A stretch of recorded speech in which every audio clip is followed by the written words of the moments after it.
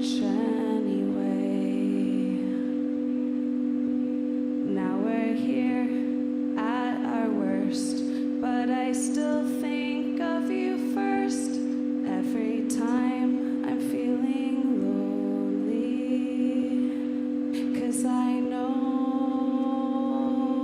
what comes after.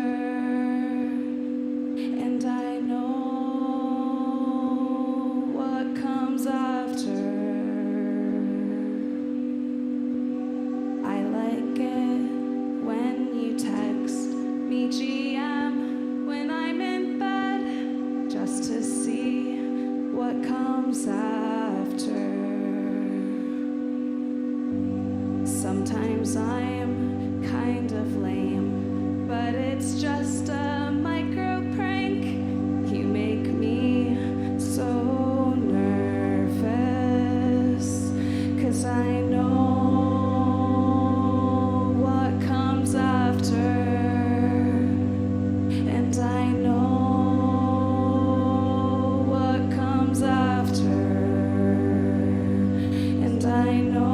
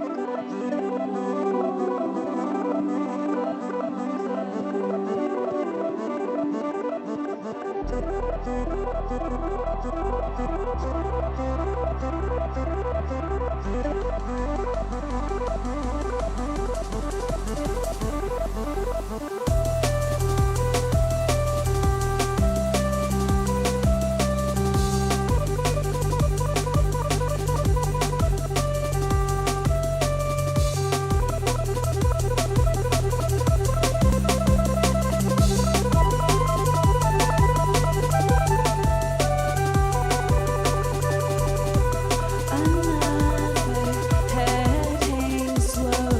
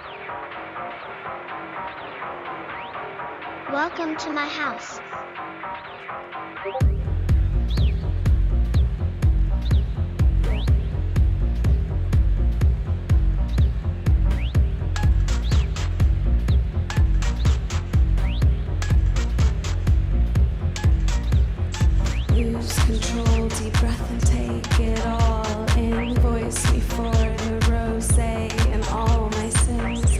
Express yourself in freakish ways. Don't follow me unless you're getting paid.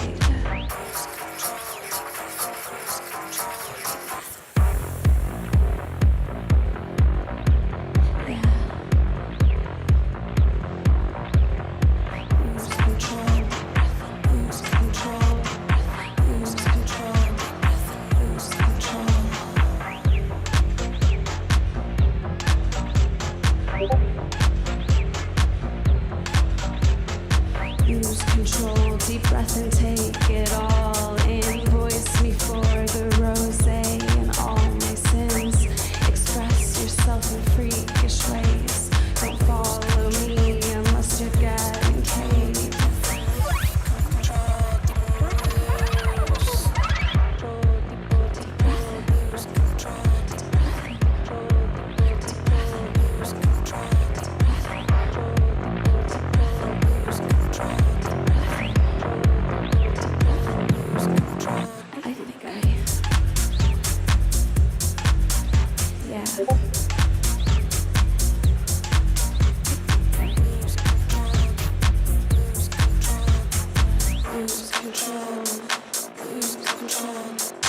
Lose control, deep breath and take it all in. Voice me for the rosé and all my sins.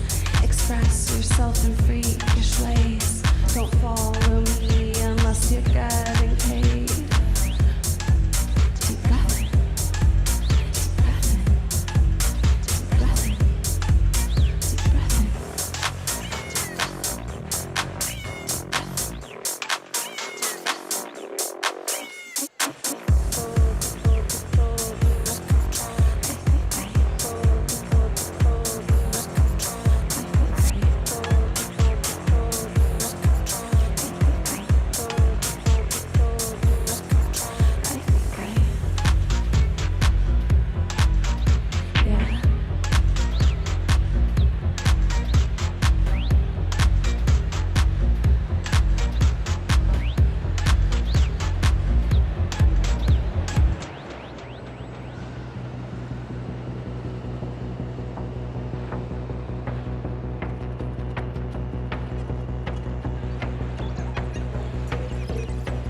Looking out a dirty old window, down below the cars in the city go rushing by. I sit here alone and I wonder why. Friday night and everyone's moving. I can feel the heat and it's soothing, heading down. I search for the beat in this dirty town. Downtown the young ones are growing. We're the kids in America. We're the kids in America. Everybody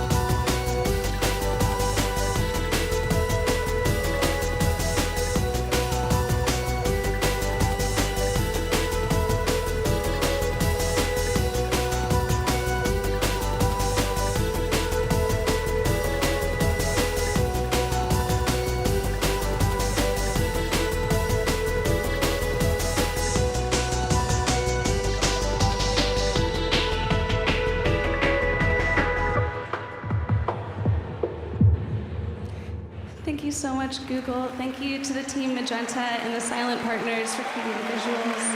I hope you guys have a wonderful I.O. My name is Mika, and I'll see you next time. Bye.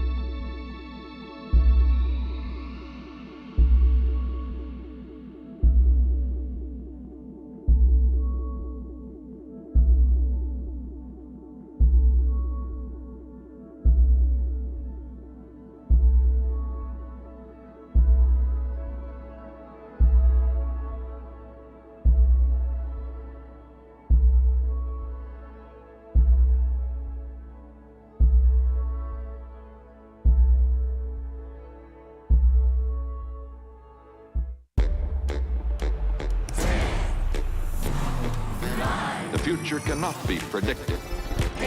It will be invented. Holy mackerel. It's impossible. Fantastic speeds. 3, 2. It's dramatically new.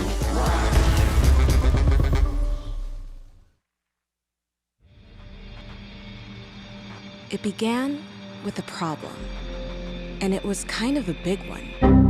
There was so much information in the world, and yet it was so difficult to find. So we tried to solve that problem. But along the way, we found new ones, like how to reply to all those emails. What's the best way to get from A to B? How do I get that look? Or how do I get rid of that? For this, my computer just crashed. we built that. From that came this. To stop this, we made that. The more we look, the more we find. Find a problem, build a solution. The climate crisis. Our goal is to make the sustainable choice an easier choice. Whether someone that can't see, can't hear, really making it accessible to as broad a set of people as possible. Technology. Okay, get ready. We know that the starting point is uneven, but we can generate equitable outcomes and give everybody a level playing field. It can actually just be inspired by the world around us. Technology has the power to make everyone's lives better. It just has to be built.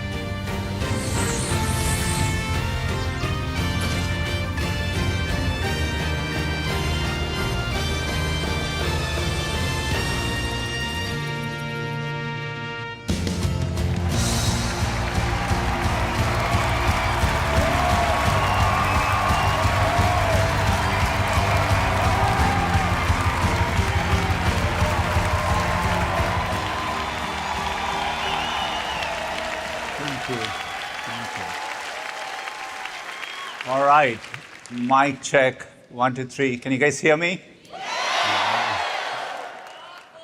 Yeah. It's on. After 2 years of starting many meetings on mute, I thought I should double check. All right, good morning, everyone, and welcome. Let's actually make that welcome back. It's so great to be back in Shoreline Amphitheater after 3 years away.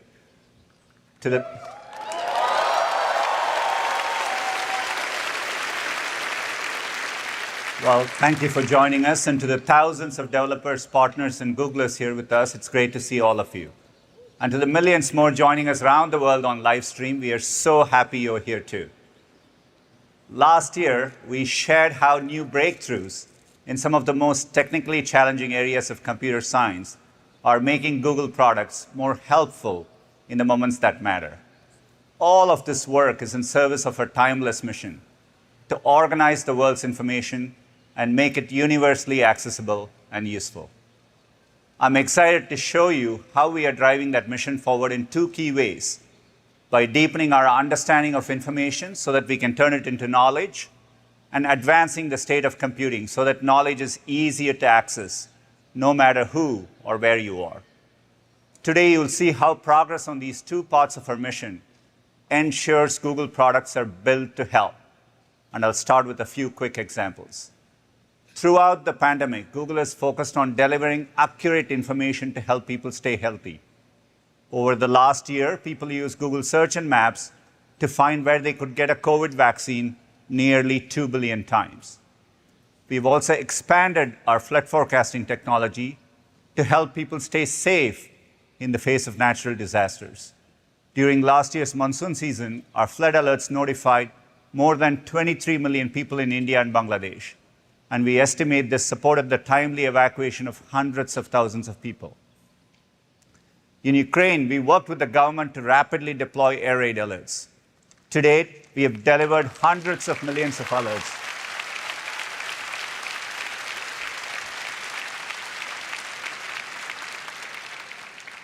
In March, I was in Poland, where millions of Ukrainians have sought refuge. Warsaw's population has increased by nearly 20%, as families host refugees in their homes, and schools welcome thousands of new students. Nearly every Google employee I spoke with was hosting someone. In countries around the world, Google Translate has been a crucial tool for newcomers and residents trying to communicate with one another. We are proud of how it's helping Ukrainians find a bit of hope and connection until they are able to return home again. Real-time translation is a testament to how knowledge and computing come together to make people's lives better. More people are using Google Translate than ever before, but we still have work to do to make it universally accessible. There is a long tail of languages that are underrepresented on the web today, and translating them is a hard technical problem. That's because translation models are usually trained with bilingual text. For example, the same phrase in both English and Spanish. However, there's not enough publicly available bilingual text for every language. So with advances in machine learning, we have developed a monolingual approach, where the model learns to translate a new language without ever seeing a direct translation of it. By collaborating with native speakers and institutions, we found these translations were of sufficient quality to be useful. Today, I'm excited to announce that we are adding 24 new languages to Google Translate.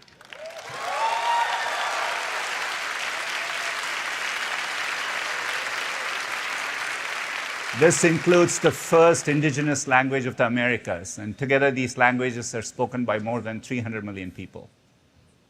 Breakthroughs like this are powering a radical shift in how we access knowledge and use computers.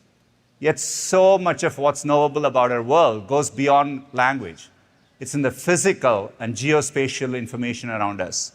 For more than 15 years, Google Maps has worked to create rich and useful representations of this information to help us navigate. Advances in AI are taking this work to the next level, whether it's expanding our coverage to remote areas, reimagining how to explore the world in more intuitive ways. Around the world, we have mapped around 1.6 billion buildings and over 60 million kilometers of roads to date. Some remote and rural areas have previously been difficult to map due to scarcity of high-quality imagery and distinct building types and terrain. To address this, we are using computer vision to detect buildings at scale from satellite images. As a result, we have increased the number of buildings on Google Maps in Africa by 5 times since July 2020, from 60 million to nearly 300 million.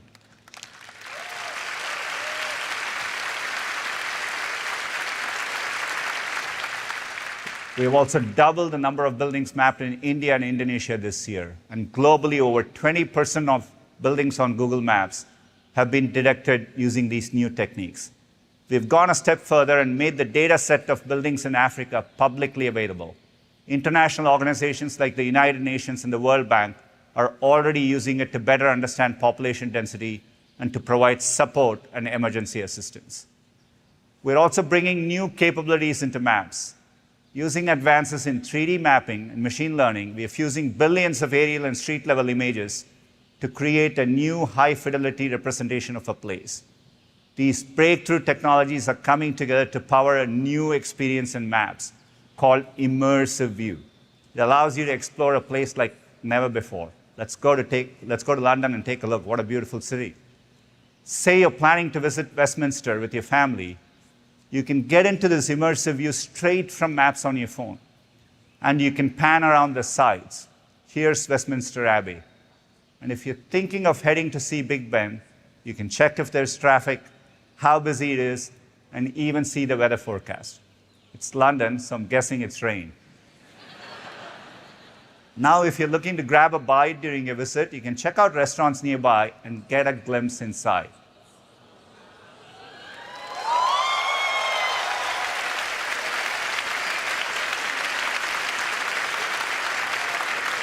What's amazing is that this isn't a drone flying in the restaurant. We use neural rendering to create the experience from images alone.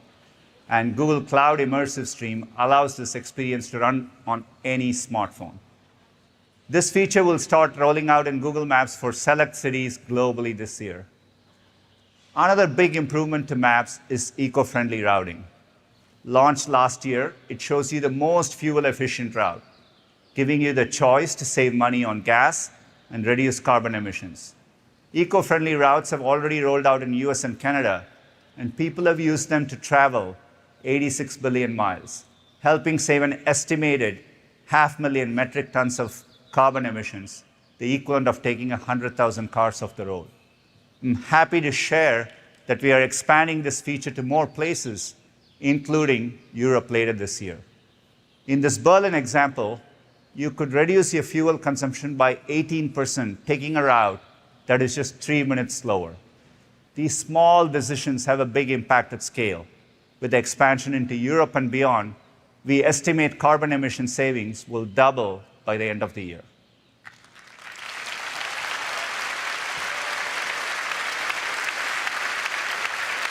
And we've added a similar feature to Google Flights. When you search for flights between two cities, we also show you carbon emission estimates alongside other information like price and schedule, making it easy to choose a greener option. These eco-friendly features in maps and flights are part of our goal to empower 1 billion people to make more sustainable choices through our products, and we are excited about the progress here. Beyond maps, video is becoming an even more fundamental part of how we share information, communicate, and learn. Often, when you come to YouTube, you're looking for a specific moment in a video, and we want to help you get there faster. Last year, we launched auto-generated chapters to make it easier to jump to the part you're most interested in. This is also great for creators because it saves them time making chapters. We are now applying multimodal technology from DeepMind. It simultaneously uses text, audio, and video to auto-generate chapters with greater accuracy and speed. With this, we now have a goal to 10x the number of videos with auto-generated chapters from 8 million today to 80 million over the next year. Often the fastest way to get a sense of a video's content is to read its transcript. So we are also using speech recognition models to transcribe videos. Video transcripts are now available to all Android and iOS users. Next up, we are bringing auto-translated captions on YouTube to mobile, which means viewers can now auto-translate video captions in 16 languages, and creators can grow their global audience.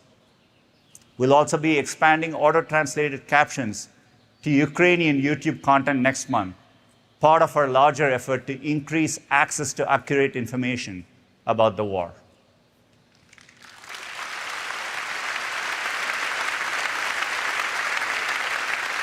Just as we are using AI to improve features in YouTube, we are building it into our workspace products to help people be more efficient.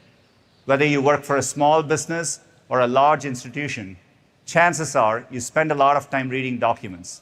Maybe you felt that wave of panic when you realize you have a 25-page document to read ahead of a meeting that starts in 5 minutes. At Google, whenever I get a long document or email, I look for a TLDR at the top. TLDR is short for too long, didn't read. And it got us thinking, wouldn't life be better if more things had a TLDR? That's why we have introduced automated summarization for Google Docs.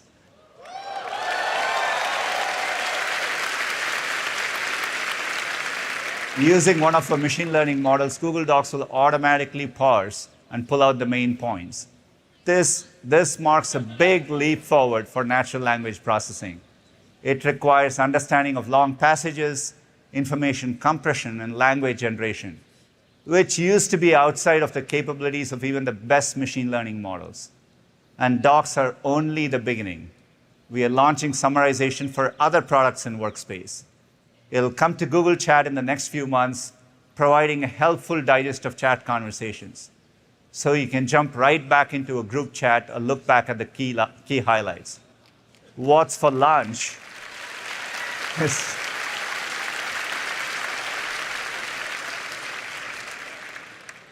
What's for lunch is definitely a highlight in my opinion. We are working to bring transcription and summarization to Google Meet as well, so you can catch up on some of the most important meetings you missed.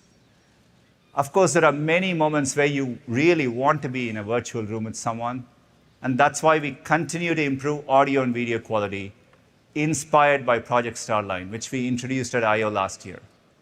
We've been testing it across Google offices to get feedback and improve the technology for the future. And in the process, we've learned some things that we can apply right now to Google Meet. Starline inspired machine learning-powered image processing to automatically improve your image quality on Google Meet. And it works on all types of devices, so you look your best wherever you are.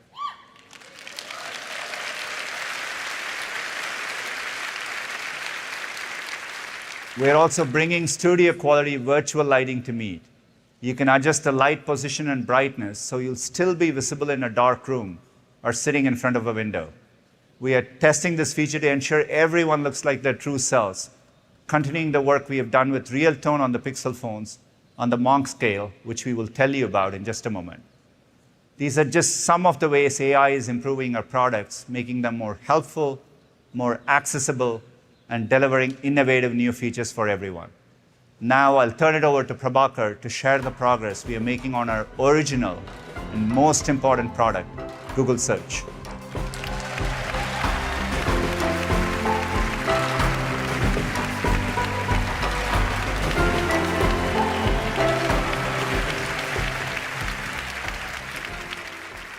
Thanks, Sundar. People's quest for knowledge often starts with a search. And over time, we worked hard to understand the trillions of questions that people ask us every year and to deliver the most helpful information possible. But the way people search for information shouldn't be constrained to typing keywords in a search box. It's human nature to gain knowledge through multiple senses and inputs as we go about our day. For instance, if I hear a bird chirping outside the window, I might point to it and ask my wife, what kind of bird is that? And while it's a huge challenge for computers to understand information the way we do, advances in technology are helping bridge the gap. With AI technologies like natural language understanding and computer vision, we're transforming search to be far more natural and helpful than ever before. Imagine a future where you can search any way and anywhere and find helpful information about what you see, hear, and experience in whatever way is most intuitive to you. This is our vision for the future of search, and it's one we've already taken steps towards. When Google started, our breakthrough was in understanding text-based queries. Over time, people have asked us more complex and nuanced questions, and our investment in natural language understanding has significantly improved our ability to answer these, even when the query feels like a brain teaser. I don't know this one either.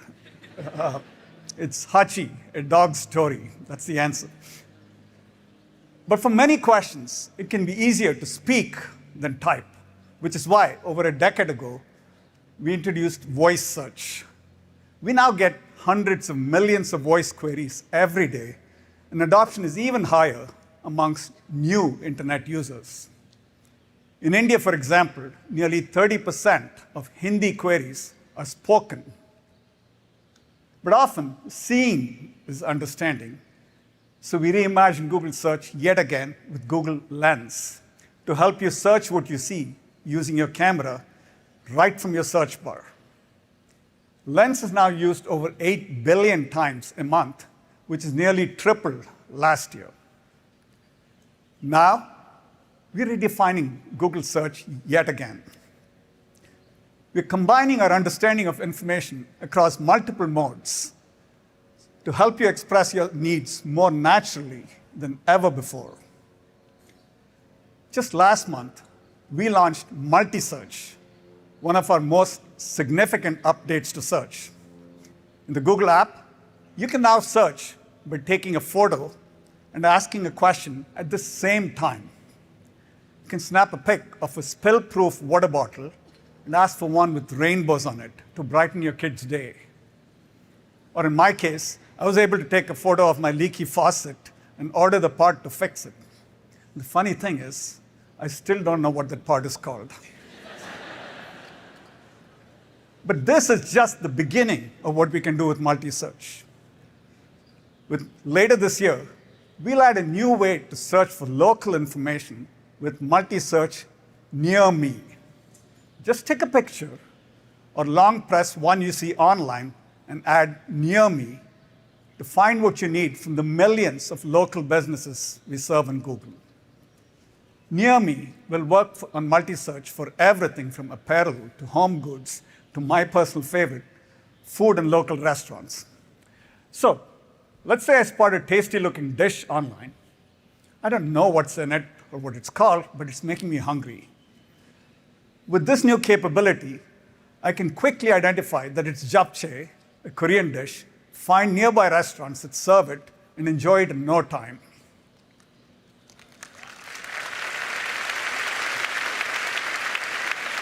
While this all seems simple enough, here's what's happening under the hood.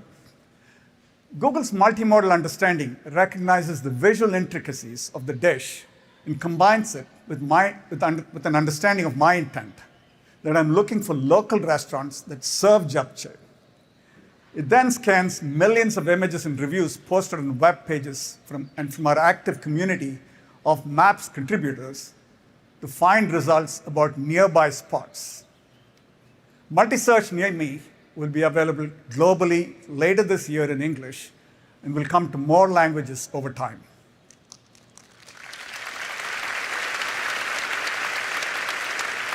Today, this technology recognizes objects captured within a single frame. But sometimes you might want information about a whole scene in front of you. In the future, with an advancement we're calling scene exploration, you'll be able to use multi-search to pan your camera and ask a question and instantly glean insights about multiple objects in a wider scene. Let me give you an example. Let's say you're trying to pick out the perfect candy bar for your friend who's a bit of a chocolate connoisseur. You know they like dark chocolate and have an aversion to nuts, and of course you want to get them something good. If you went to the store today to find the best nut-free dark chocolate, you'd be standing in the aisle for a while. You'd look at each bar, figure out which type of chocolate it is, whether it's nut-free, compare and contrast the options, and maybe even look up reviews online. But thanks to scene exploration, you'll be able to scan the entire shelf with your camera and see helpful insights overlaid in front of you.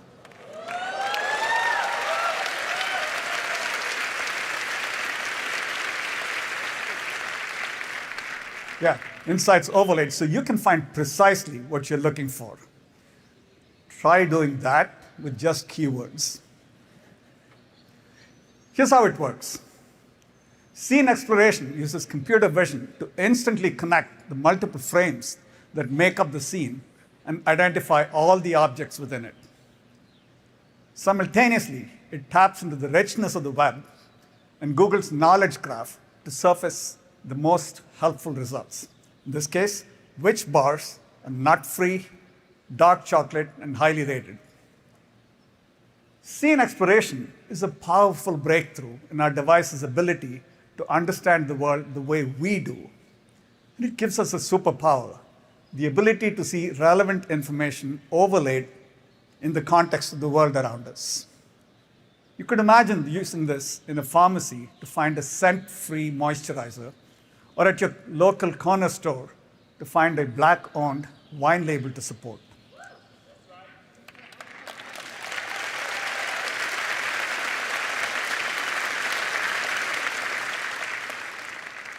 This is like having a supercharged Control F for the world around you.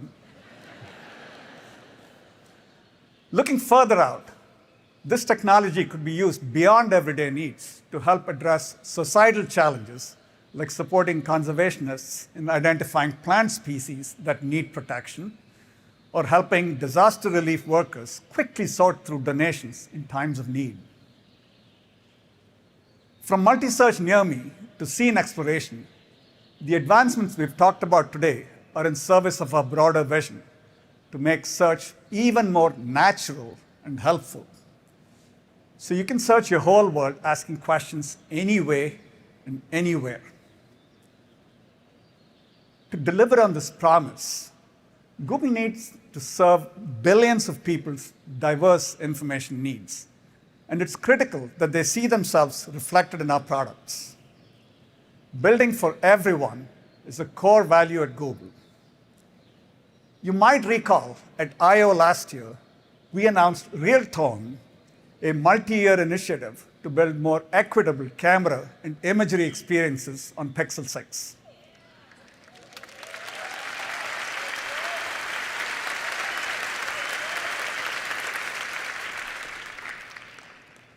We are now expanding our commitment to skin tone equity across Google products.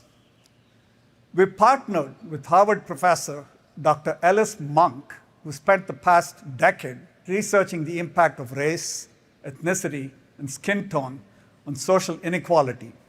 And his research and expertise are shaping how we approach inclusivity in our products. Before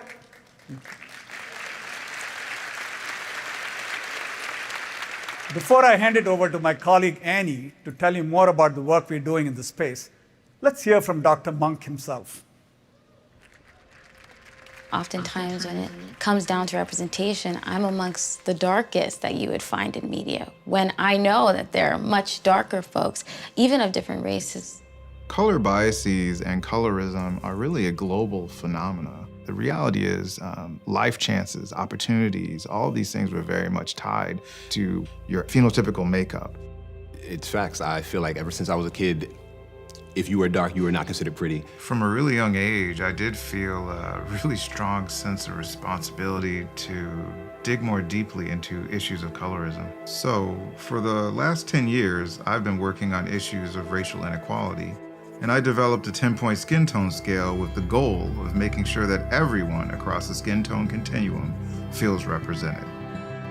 Do you feel like right now it's easy to find your skin tone? When we type beauty tutorial, if we only see white women, just ties into the bigger picture of not being represented. We can weed out these biases in our technology from a really early stage and make sure that the technologies that we have work equally well across all skin tones. I think this is just a huge step forward. Being represented is a right. If the internet truly is for everyone, then everyone should be represented. There is great potential for the tech industry to adopt the scale because the world is a better place when technology works equally well for everyone.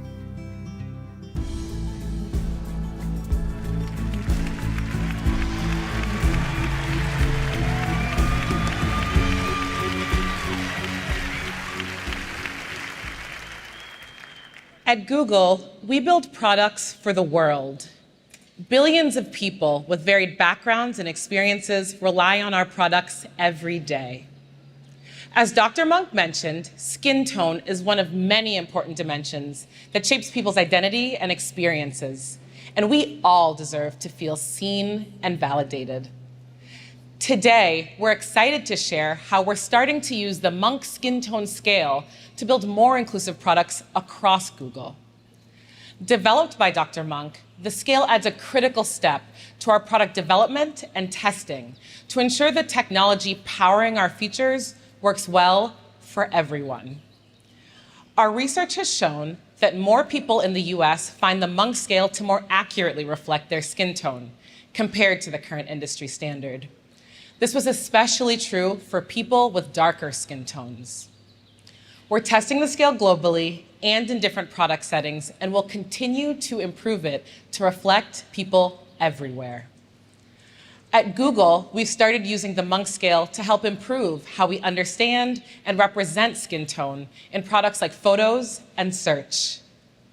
Every day, millions of people search the web, expecting to see images that match the diversity of the world around them.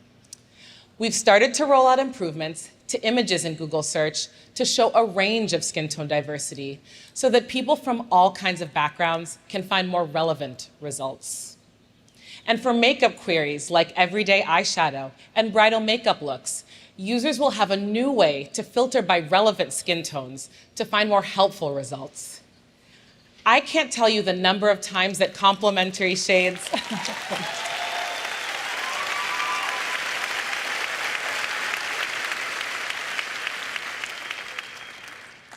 I can't tell you the number of times complementary shades for my skin tone haven't been available. And so I'm personally thrilled to be able to easily filter for images that I can relate to. Building on our work with Real Tone, we're also using the Monk scale to improve imagery experiences in products like Google Photos. And later this month, we'll be launching new Real Tone filters that were designed to work well across skin tones and evaluated using the Monk scale.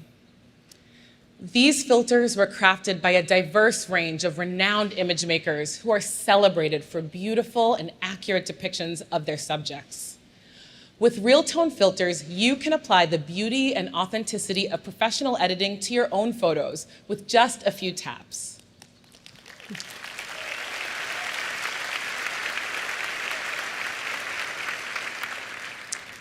Building more inclusive experiences is a long-term commitment, one that involves close collaboration with brands, publishers, and researchers. And that's why we're pleased to announce that today we are open sourcing the Monk Skin Tone Scale so anyone can use it as a more representative skin tone guide.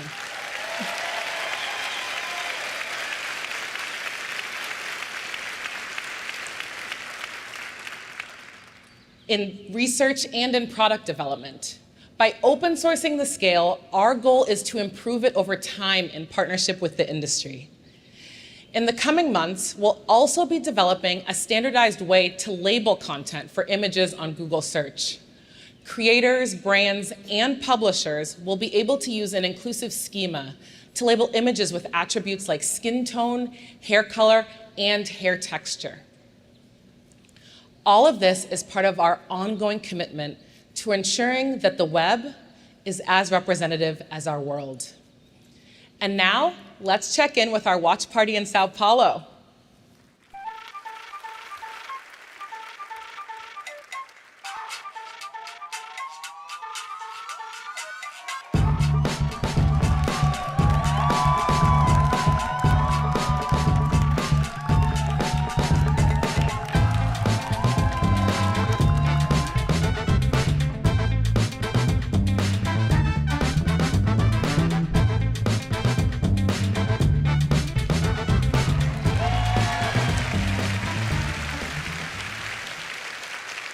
Thanks, Annie and team, for such inspiring work, and hola, Sao Paulo. So far today, we have talked about how we are advancing access to knowledge as part of our mission, from better language translation to improved search experiences across images and video, to richer explorations of the world using maps. Now we are going to focus on how we make that knowledge even more accessible through computing. The journey we've been on with computing is an exciting one. Every shift from desktop to the web, to mobile, to wearables and ambient computing has made knowledge more useful in our daily lives. As helpful as our devices are, we've had to work pretty hard to adapt to them. I've always thought computers should be adapting to people, not the other way around. So we continue to push ourselves to make progress here. To share more about how we are making computing more natural and intuitive with the Google Assistant, here's Sissy.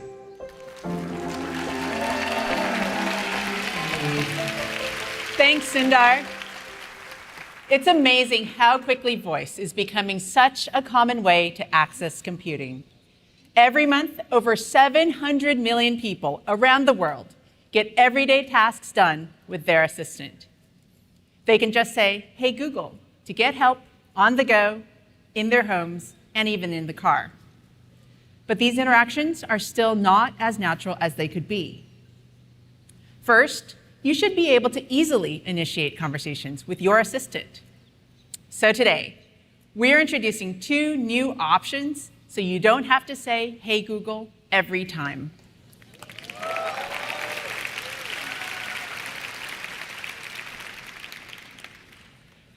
First is a new feature for Nest Hub Max called Look and Talk, which is beginning to roll out today. You can simply look directly at your device and ask for what you need, like when you make eye contact to start a conversation with another person. Once you opt in, Look and Talk is designed to activate when both face match and voice match recognize it's you. And video from these interactions is processed entirely on device, so it isn't shared with Google or anyone else.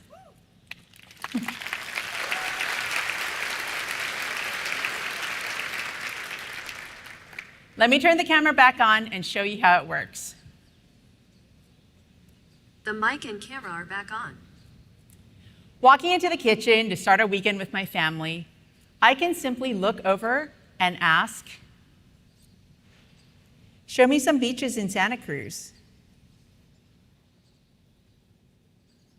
I found a few beaches near Santa Cruz.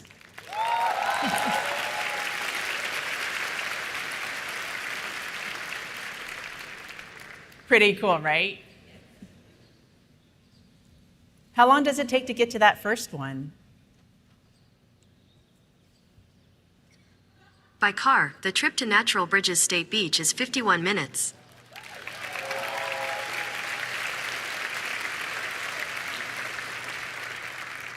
That's so much easier than saying the hot word over and over.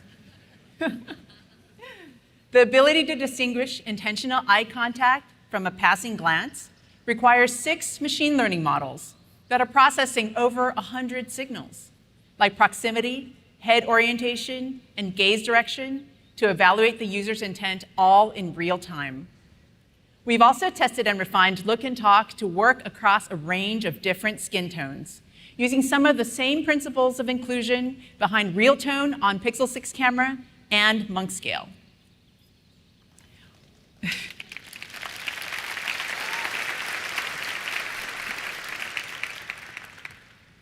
We're also excited to expand quick phrases on Nest Hub Max. Quick phrases already lets you skip the hot word for things like answering calls on Pixel 6 and stopping timers on Nest devices.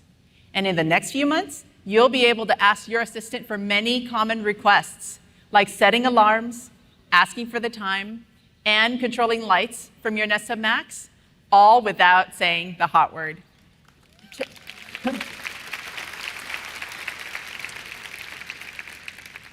All right, check this out.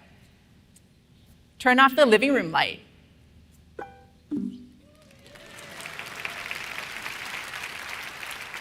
That was so easy. I just said what I wanted. Designed with privacy in mind, you choose which quick phrases are enabled for your Nest Hub Max. So those are 2 ways that it's getting easier to start talking to the assistant. We're also improving how the assistant understands you by being more responsive as you just speak naturally. If you listen closely, people's conversations are full of ums, pauses, and corrections. But that doesn't get in the way of understanding each other. And that's because people are active listeners and can react to conversational cues in under 200 milliseconds. Humans handle this so naturally, but doing this for open-ended conversations across the assistant is a really hard problem.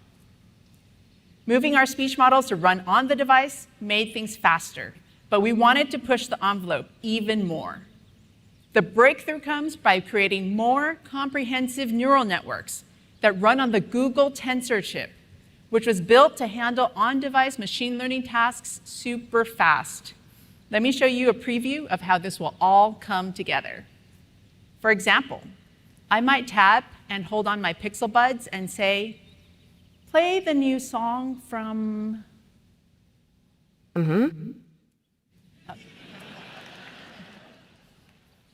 Florence and the something? Got it. Playing free from Florence and the Machine on Spotify.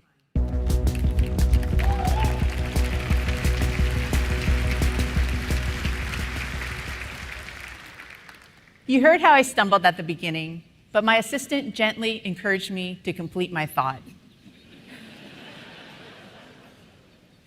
And then even when I messed up the artist name, Google Assistant correctly figured out the song I wanted. It's amazing how these improvements change the way it feels to talk to your assistant. You can stop worrying about the right way to ask for something and just relax and talk naturally. This is how we're pushing computing forward with natural conversation, letting you easily initiate conversation and making it so you can just speak naturally, all so you can be truly understood. I'm excited to see how our voices will become a faster, hands-free way to get things done across many types of devices, including a growing Android ecosystem that you'll hear about in a few minutes. Thanks, and back to you, Sundar.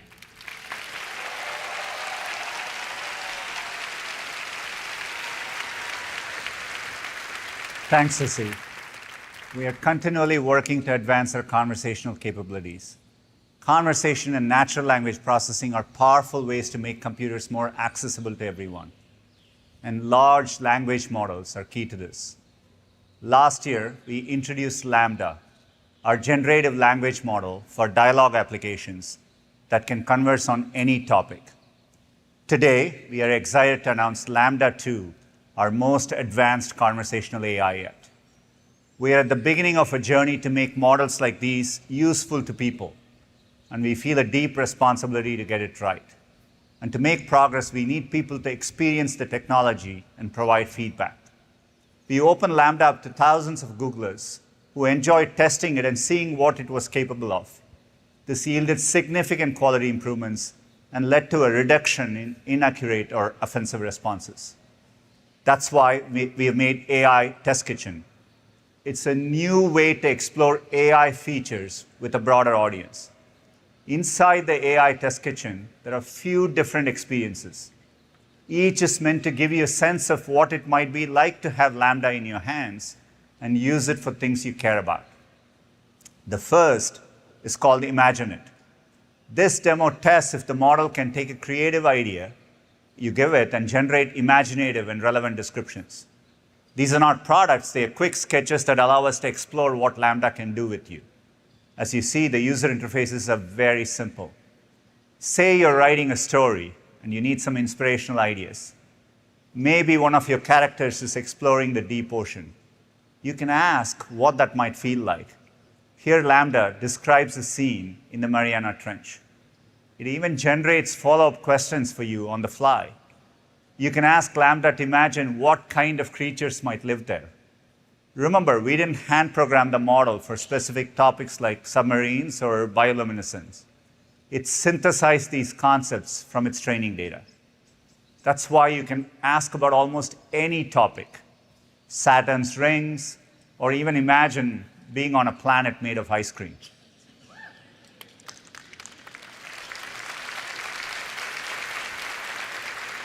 Staying on topic is a challenge for language models. Say you're building a learning experience. You want it to be open-ended enough to allow people to explore where curiosity takes them, but stay safely on topic. Our second demo tests how Lambda does with that. In this demo, we have primed the model to focus on the topic of dogs. It again starts by generating a question to spark conversation. Have you ever wondered why dogs love to play fetch so much? And if you ask a follow-up question, you get an answer with some relevant details. It's interesting. It thinks it might have something to do with the sense of smell and treasure hunting. You can take the conversation any way you want. Maybe you're curious about how smell works, and you just want to dive deeper. You'll get a unique response for that too. No matter what you ask, it'll try to keep the conversation on the topic of dogs. If I start asking about cricket, which I probably would, the model brings the topic back to dogs in a fun way. I do think dogs would. Now, the challenge of staying on topic is a tricky one. It's an important area of research for building useful applications with language models. And this last demo is my favorite, so we're going to do it live. Let me turn it over to Josh.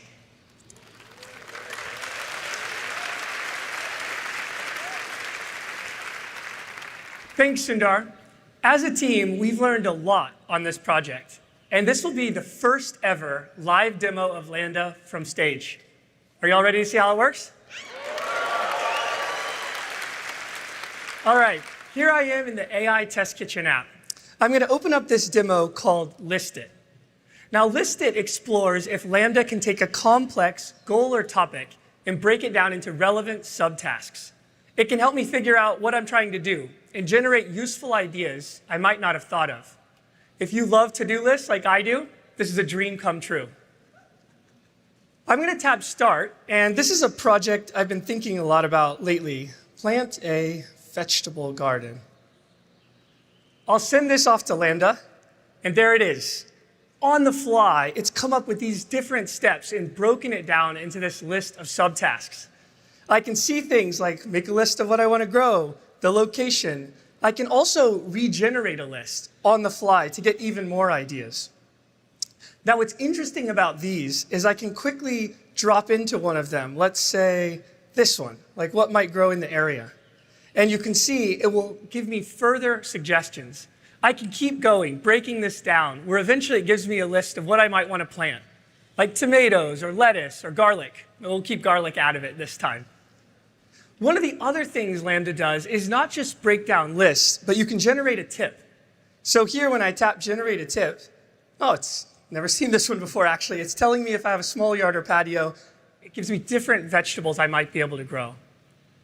Now, when we think about products like this and experiences like this, it's much more than just coming up with a list of vegetables to grow.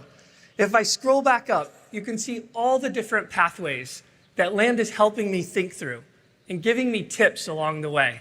And just like that, this whole task feels a lot less daunting. Back to you, Sundar.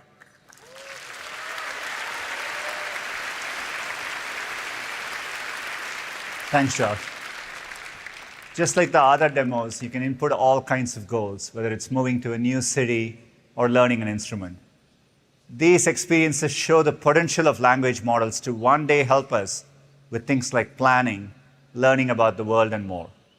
Of course, there are significant challenges to solve before these models can truly be useful. While we have improved safety, the model might still generate inaccurate, inappropriate, or offensive responses.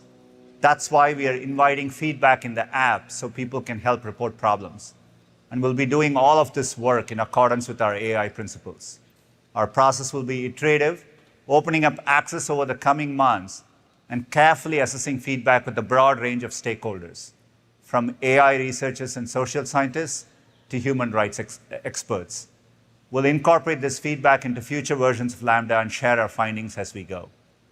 Over time, we intend to continue adding other emerging areas of AI into our AI test kitchen, and you can learn more here. As you just saw, Lambda 2 has incredible conversational capabilities. To explore other aspects of natural language processing and AI, we recently announced a new model. It's called Pathways Language Model, or PaLM for short. It's our largest model to date and trained on 540 billion parameters. PaLM demonstrates breakthrough performance on many natural language processing tasks, such as generating code from text, answering a math word problem, or even explaining a joke. It achieves this through greater scale. And when we combine that scale with a new technique called chain of thought prompting, the results are promising. Chain of thought prompting allows us to describe multi-step problems as a series of intermediate steps. Let's take an example of a math word problem that requires reasoning. Normally, how you use a model is you prompt it with a question and an answer, and then you start asking questions. In this case, how many hours are in the month of May? So as you can see, the model didn't quite get it right. So in chain of thought prompting, we give the model a question-answer pair, but this time, we explain how the answer was derived.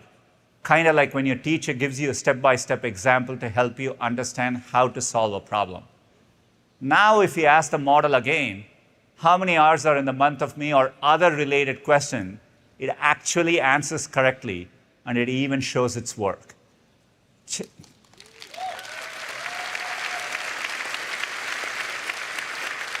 Chain of thought prompting increases accuracy by a large margin. This leads to state-of-the-art performance across several reasoning benchmarks, including math word problems. And we can do it all without ever changing how the model is trained. PaLM is highly capable and can do so much more. For example, you might be someone who speaks a language that's not well represented on the web today, which makes it hard to find information. Even more frustrating because the answer you're looking for is probably out there. PaLM offers a new approach that holds enormous promise for making knowledge more accessible for everyone. Let me show you an example in which we can help answer questions in a language like Bengali, spoken by 250,000,000 people. Just like before, we prompt the model with 2 examples of questions in Bengali with both Bengali and English answers. That's it. Now we can start asking questions in Bengali. What's the national song of Bangladesh? The answer, by the way, is Amar Shonar Bangla, and Palm got it right too. This is not that surprising because you would expect that content to exist in Bengali. But you can also try something that is less likely to have related information in Bengali, such as what are popular pizza toppings in New York City? And the model again answers correctly in Bengali, though it probably just stirred up a debate amongst New Yorkers about how correct the answer really is. What is so impressive is Palm has never seen parallel sentences between Bengali and English. It was never explicitly taught to answer questions or translate at all. The model brought all of its capabilities together to answer questions correctly in Bengali. And we can extend the technique to more languages and other complex tasks. We are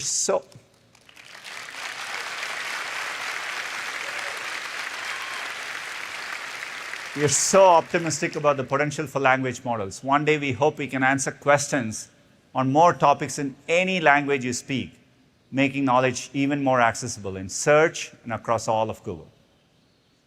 All the advances we have shared today are possible only because of our continued innovation in our infrastructure. Recently, we announced plans to invest $9.5 billion in data centers and offices across the US. One of our state-of-the-art data centers is in Mays County, Oklahoma.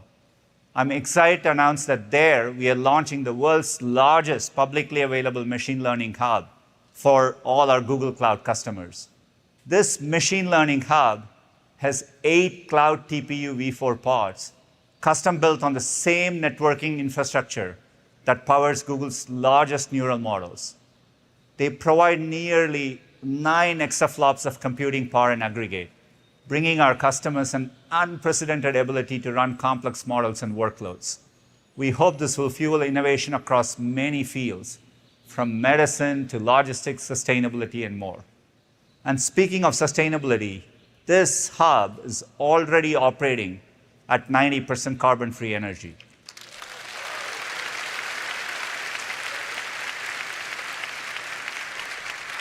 This is helping us make progress on our goal to become the first major company to operate all our data centers and campuses globally on 24/7 carbon-free energy by 2030.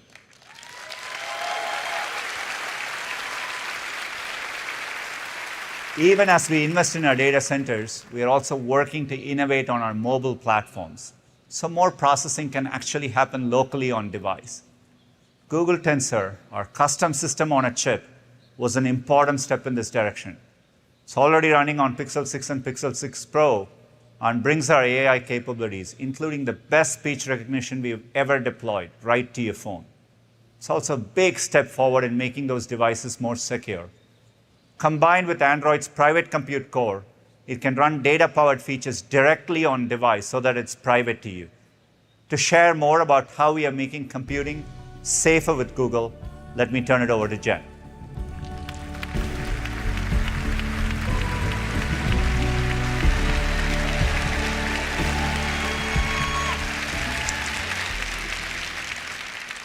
Every day, people turn to our products for help in moments big and small. Core to making this possible is protecting your private information every step of the way. Even as technology grows increasingly complex, we keep more people safe online than anyone else in the world, with products that are secure by default, private by design, and put you in control. Today, I'm proud to share with you our latest advancements that make every day safer with Google. Widespread cyber attacks like Colonial Pipeline and the recent Log4j vulnerability threaten to put people's private information at risk, disrupt critical services like energy grids and telecommunications networks, and weaken global democracies. To prevent future attacks, we're raising the bar for the entire industry by pioneering advanced cybersecurity technology. alerting others to security risks within their own systems, and open sourcing solutions that make the whole internet safer. Specialized teams like Threat Analysis Group and Project Zero counter serious threat actors and detect vulnerabilities across the internet. Last year, our Threat Analysis Group detected that over 40,000 users were being targeted by government-backed actors. We automatically alerted everyone and increased protections and blocked attacks.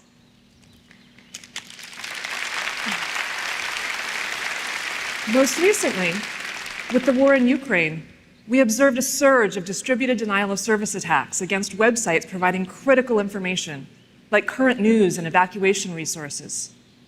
We expanded our free DDoS defense program, Project Shield, to defend more than 180 Ukrainian websites, including those that belong to the Ukrainian government, news, and human rights groups. And because much of the world's technology infrastructure is dangerously outdated, we're now investing $10 billion to modernize vulnerable systems and infrastructures, secure the software supply chain, and train 100,000 Americans in digital skills, including data privacy and cybersecurity, through the Google Career Certificate Program. In addition to keeping companies and organizations safe around the world, we build advanced security into everything we make to protect individual users. In the last few years, phishing scams have risen substantially, and they're responsible for 90% of recent cyber attacks. Our built-in protections intercept these attempts before they ever reach you. For example, every day, Gmail and messages by Google block more than 15 billion spam and phishing messages. Google Play now scans 125 billion installed apps for malware, making the entire app ecosystem safer.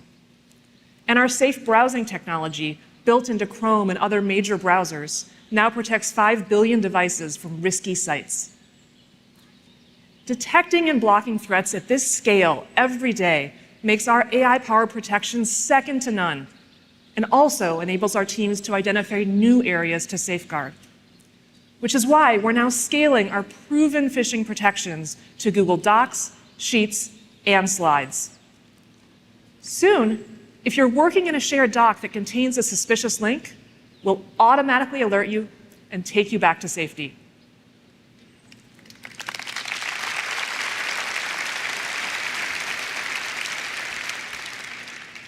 No matter where they occur, all phishing attempts share a single goal: to compromise your account, often using it as a tool to spread the attack to your network.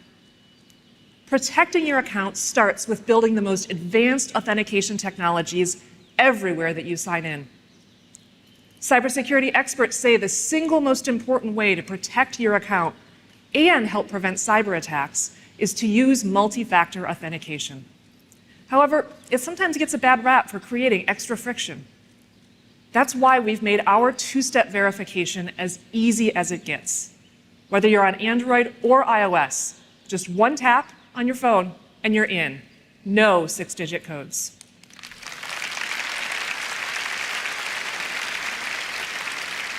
Over 10 years ago, we were the first consumer technology company to offer two-step verification, and we're now the first to turn it on by default. Last year alone, we enrolled an additional 150 million accounts in two-step verification. And we're optimizing the sign-in flow and account recovery experience so that we can turn on this additional layer of protection for everyone. To extend the world-class security of your Google account to all your online accounts, we built Sign-in with Google. Every day, 400 million people use it for secure one-click access to everything from travel sites to grocery apps. Building an authentication system that's secure and easy to use is a massive challenge. I mean, how many times have we all had to click forgot password? Thanks to years of engineering investment in our password manager, two-step verification, security keys, and most recently, passkeys, we've laid the path for a future without passwords.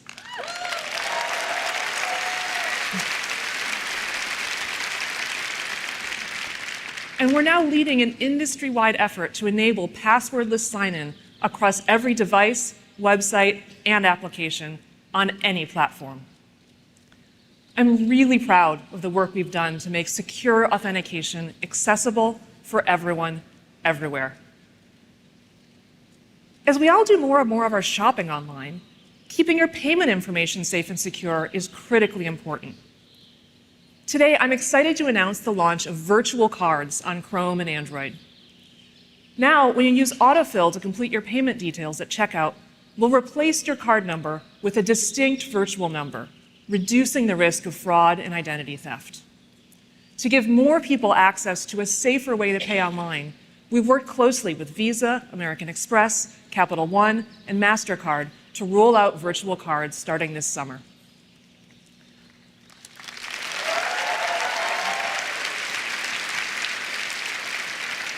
We're constantly monitoring the security of your Google account to give you peace of mind. We're now adding a safety status on your profile picture, so if anything needs your attention, we'll let you know and then guide you through simple steps to ensure your account is secure. We're relentless about protecting your personal information with the most advanced security in the world. Because if it's not secure, it's not private. But protecting your privacy requires us to be equally rigorous in building products that are private by design. And I'm excited to tell you about our latest advancements in this area.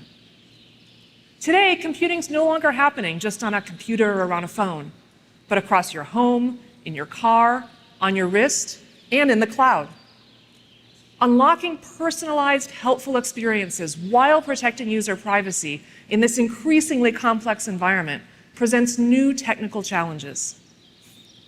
Building on deep research and advances in AI, hardware, and cloud computing, we've engineered a new technical approach we call protected computing. At its core, protected computing is a growing toolkit of technologies that transforms how, when, and where data is processed to technically ensure the privacy and safety of your data. Our approach focuses on 3 areas. First, we minimize your data footprint. Our focus here is on shrinking the amount of personally identifiable data altogether, collecting less and deleting more, using techniques like edge processing and ephemerality. If the data doesn't exist, it can't be hacked. Second, we de-identify the data, from blurring and randomizing identifiable signals to adding statistical noise. We use a range of anonymization techniques to strip your identity from your data, so it's no longer linked to you. And third, we restrict access through technologies like end-to-end encryption and secure enclaves. This is about making it technically impossible for anyone, including Google, to access your sensitive data. This toolkit of diverse techniques enables us to deploy the safest, smartest solution possible, and often stack multiple techniques to provide layered protections. Today, protected computing enables Android to suggest the next phrase in your text while keeping your conversation completely private. It helps Pixel know when to keep your screen awake while continuously deleting ambient signals as they're processed. And it allows Chrome to alert you to compromised passwords without knowing a single one.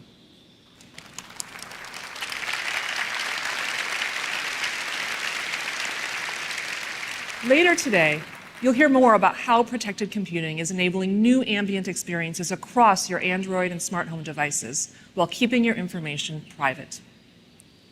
In addition to providing helpful experiences, protected computing is essential to unlocking the potential of data to benefit society more broadly in a way that preserves everyone's privacy. For example, our environmental insights team is exploring how, with protected computing, we can provide local governments with de-identified and aggregated location and movement data within their cities to help reduce their carbon footprint. Protected computing represents our deep commitment to innovating new technical solutions that make technology more helpful, safe, and private everywhere that computing happens. No one else is deploying such a multifaceted approach at our scale, and I'm excited to see all the ways our teams will apply protected computing to ensure that every day you're safer with Google.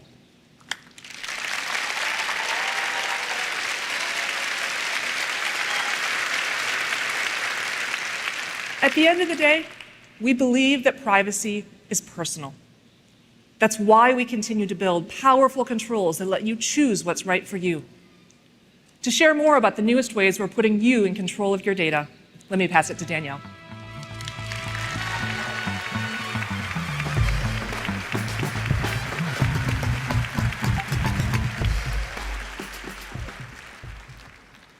We feel privileged that billions of people trust products like Search, Chrome, Maps, and Android to help them every day. And we work hard to earn that trust by providing tools that put you in control of your privacy and that help you control your online experience. As Jen mentioned, protecting your privacy is central to making every day safer with Google.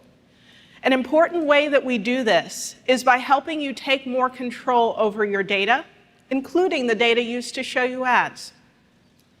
We never sell your personal information to anyone or use the content you store in apps like Gmail, Google Photos, or Drive for advertising purposes. We also never use sensitive information like health, race, religion, or sexual orientation for personalized ads, period. We believe that the best ads are helpful, relevant, and safe. So later this year, we'll launch My Ad Center to give you even more control over the ads you see across YouTube, Search, and Discover. We're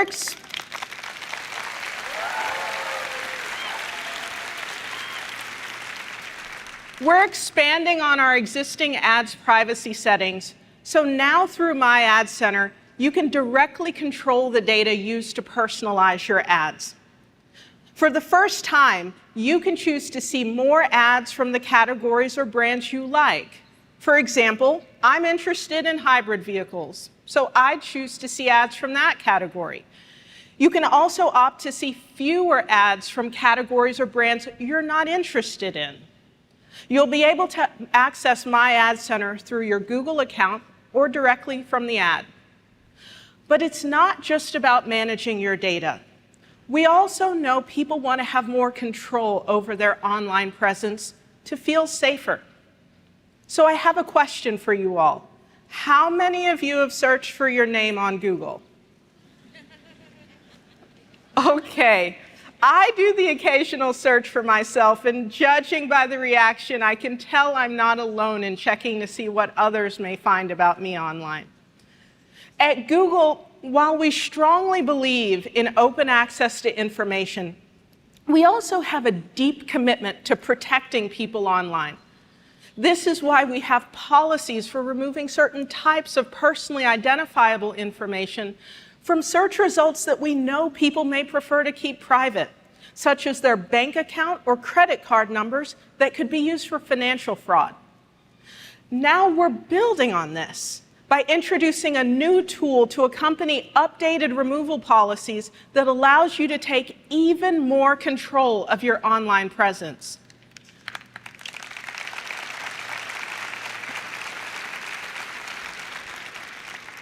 Soon, if you find search results that contain your contact details, such as your phone number, home address, or email address that you want taken down, you can easily request their removal from Google Search.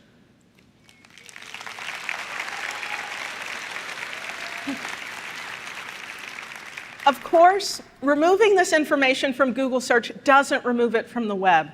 But this is an important step in helping to protect people online.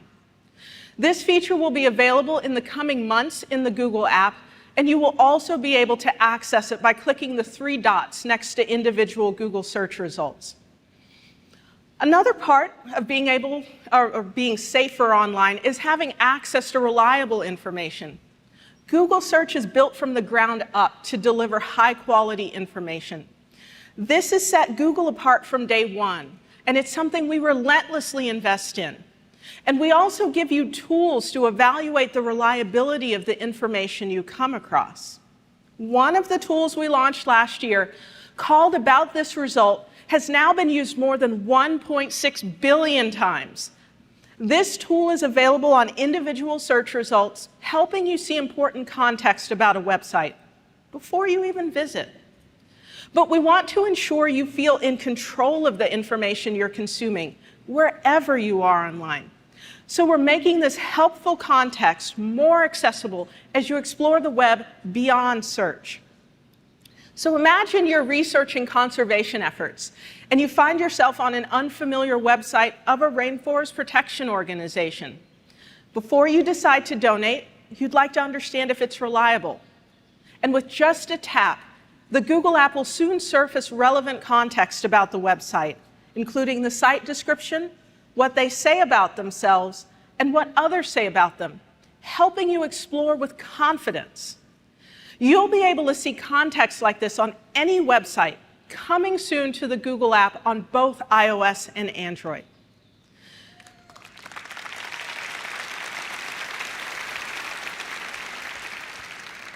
As we've talked about today, at Google, we keep more people safe online than anyone else in the world, with products that are secure by default, private by design, and that put you in control. Everything we make is designed with safety at the core, including the platforms with billions of users like Search and Android. And speaking of Android, the team has been building cool experiences across the many devices in your life. And up next, Samir will be here to tell you more about it. But first, let's say hello to our watch party in London.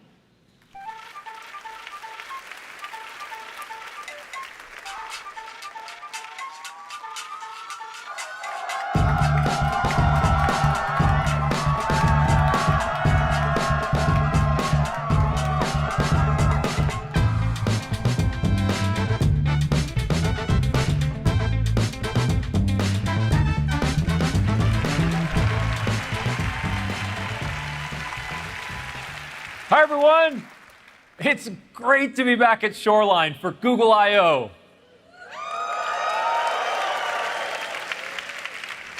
Over the years, Android has grown into the most popular OS in the world, delivering access, connectivity, and information to people everywhere on their smartphones.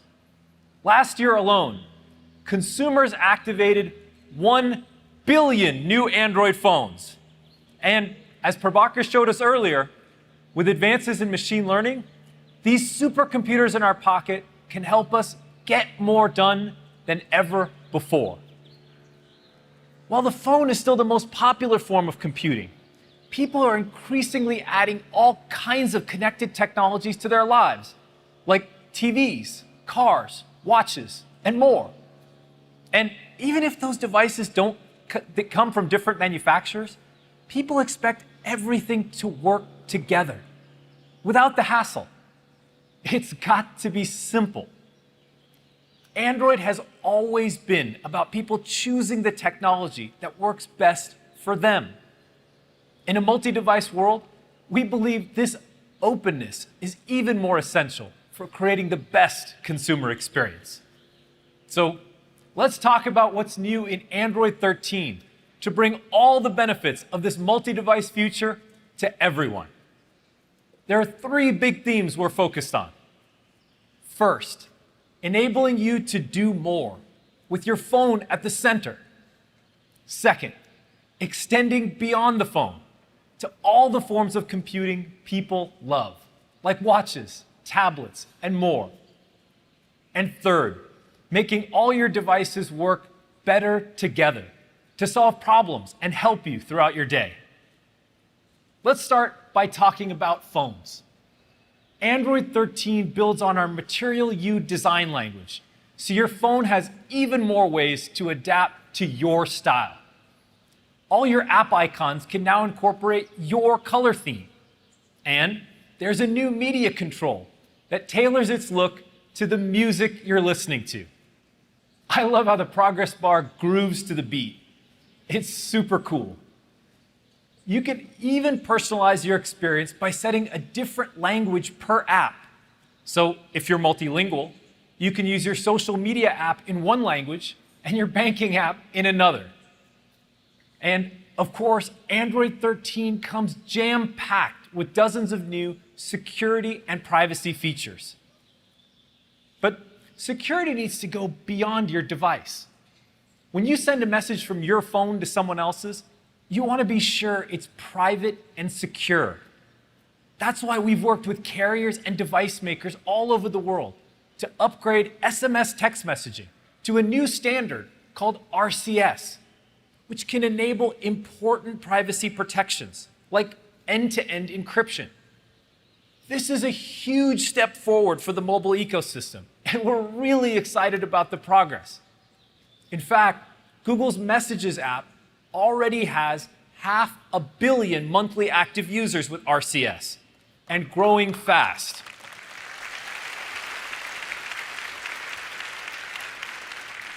We hope every mobile operating system gets the message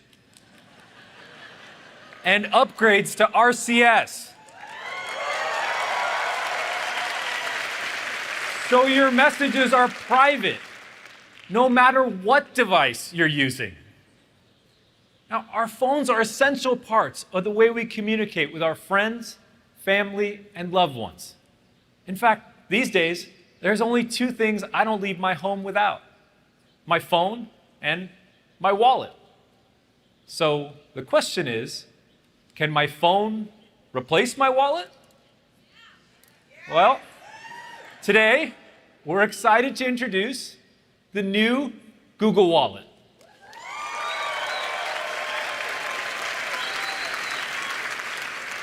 It's a digital wallet for Android that gives you fast, secure access to your everyday essentials. Your Google Wallet securely stores your payment cards, so you can tap to pay anywhere Google Pay is accepted. But Wallet is for so much more than payments. It's a way to unlock more of the world around you. You can show your student ID on campus, board a flight, or start your car. You can even use it as your park pass to explore Walt Disney World. Items that contain highly personal information, like your vaccine card, are stored on your device and not shared with anyone, not even Google. Now, we know it's hard to part with your physical wallet if it doesn't have your most essential item, your ID. So we're working with states here in the US and governments around the world to bring digital IDs to Wallet later this year.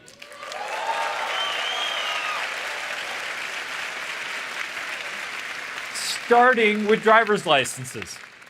You can share the information in your ID without ever having to give your phone to another person. Simply tap via NFC or use a QR code. Google Wallet will be rolling out to Android and Wear OS devices around the world in the coming weeks.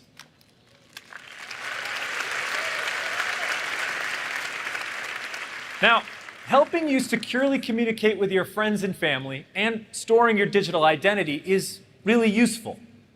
But our phones can be even more essential in difficult moments in life, like emergencies or natural disasters. 2 years ago, we developed the first algorithms on a phone to detect when you're in a car crash and automatically call for help. Let's take a look. I've got no recollection of the accident whatsoever. I woke up, I was upside down, and I had diesel fuel dripping on me. In the most powerful voice I had, I screamed out, "Help!" which I knew was pointless, but I heard help is on the way. The phone detected the accident and called 911. There was so much joy when I heard somebody say, "We found him, we've got him." I'm getting goosebumps thinking of it at the moment because I wouldn't be here talking to you if it wasn't for that. The car crash detection feature on that phone saved my life.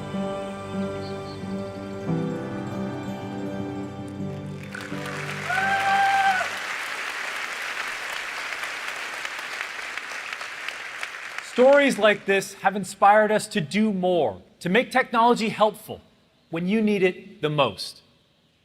Later this year, we'll start bringing emergency SOS to Wear, so you can instantly contact a trusted friend or family member, or call emergency services. right from your watch. We're also expanding Android's earthquake alerting system to many of the remaining high-risk regions in the world. It uses accelerometer data from phones to determine if an earthquake is happening and warn others in the surrounding area, often before the shaking reaches them. You can get off a ladder, take cover, or pull your car over. These extra seconds of warning can save lives.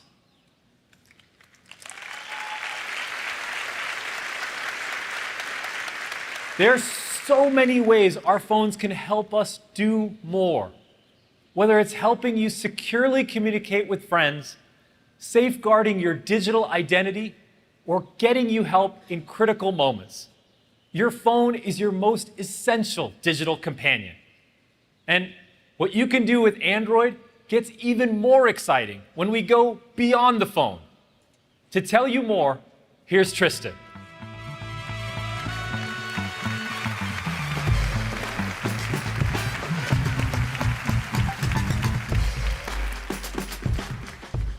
Along with the phone, we're working hard to ensure Android delivers a fantastic experience on all the devices that are most important to you, especially your personal devices like watches and tablets. At I/O last year, we announced some huge updates to Wear OS, including launching our joint platform with Samsung. And what a year it has been. There are now over 3 times as many Wear OS devices this year as there were last year. And this is just the start. Keep an eye out for new watches from Samsung, Fossil, Montblanc, and more starting this summer. The momentum is carried on to our developer community, who are launching great app experiences on Wear OS and making the watch even better for our users. Favorites like Spotify, Adidas Running, Line, and Kakao Talk have all recently come to the platform, with many more coming soon. With a growing ecosystem of partners, developers, and apps, Wear OS is bringing the best of Android to your wrist. And this year, there's another, bigger screen that consumers are super excited about: tablets. We are now approaching 270 million active users on large screen devices. Android pioneered multiple sizes and form factors for larger screens, and we have many fantastic devices hitting the market, like the Samsung Galaxy Tab S8 Ultra, Lenovo Tab P12 Pro, and others from partners like Oppo and Xiaomi that are all being built on the latest Android releases. Incredibly, we can now get tablet-like experiences that can fit in your pocket, with foldables delivering all of the benefits of a large screen device with the portability of a phone. And Android is the only way to experience it all. But there is so much more to do. So this year, we've been working hard to make Android tablets amazing. But rather than just telling you about all these updates, why don't I show you?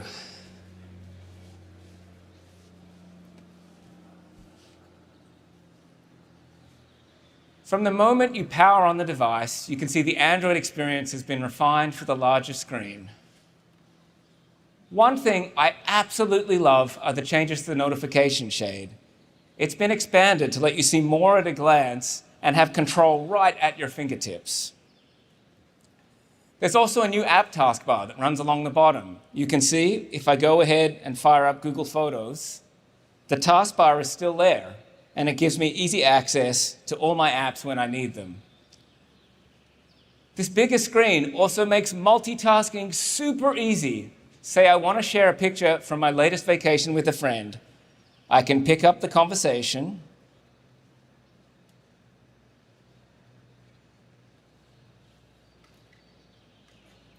choose a photo, even edit it. It was pretty warm that day, as I remember it. And then drag it straight in.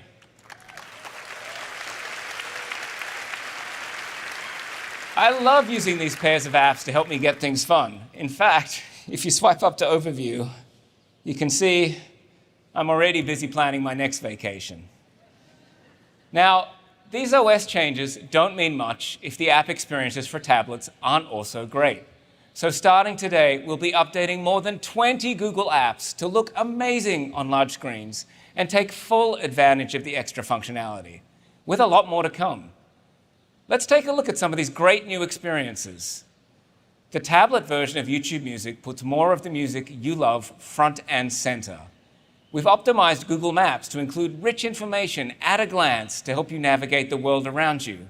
And the updated Messages app uses a new multi-column view, so you can easily manage all your texts and quickly jump between conversations.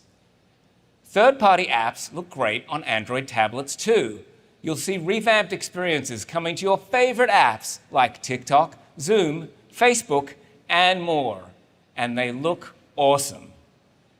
To help you find these new tablet apps, we're working to improve discovery on Google Play, along with introducing a new UI that makes the most of the larger screen. As you can see, we're building great experiences for phones, watches, tablets, and everything in between. The next step is getting all these devices to play nice with each other. So here's Lisa to tell you more about what we're doing to make everything work better together.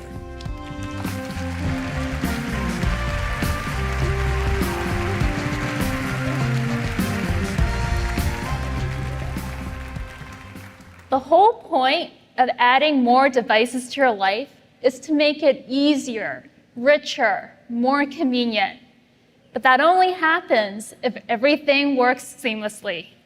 So let me show you how Android brings your devices together to be more helpful. First, I should be able to enjoy my media on whatever surface makes sense in the moment. For example, if I'm watching a show on my tablet and want to move it to the TV so my husband can see it too. Or if I'm listening to music on headphones during a run and want to continue listening on my Bose speaker when I get home. Casting makes that really easy, so it should be everywhere, which is why we're working to extend casting capabilities to new partners and products, such as Chromebooks or even your car. And I want my messages to move across my devices too. Like when I'm at my desk working, my conversations should be right there on the laptop screen I'm already using. This fall, we're extending Phone Hub, so you can directly access all your phone's messaging apps on your Chromebook. Phone Hub gives you the exact app you're familiar with because it's streaming from your phone. No need to install a desktop client or keep them running in a tab that gets lost on your browser. So you can jump between chats, send and reply to messages, even add reactions to photos from your friends. And here's one of my favorite new features. Copy something on your phone and paste it on your tablet. It could be a URL, an address, or even a picture or screenshot. It's so simple and useful.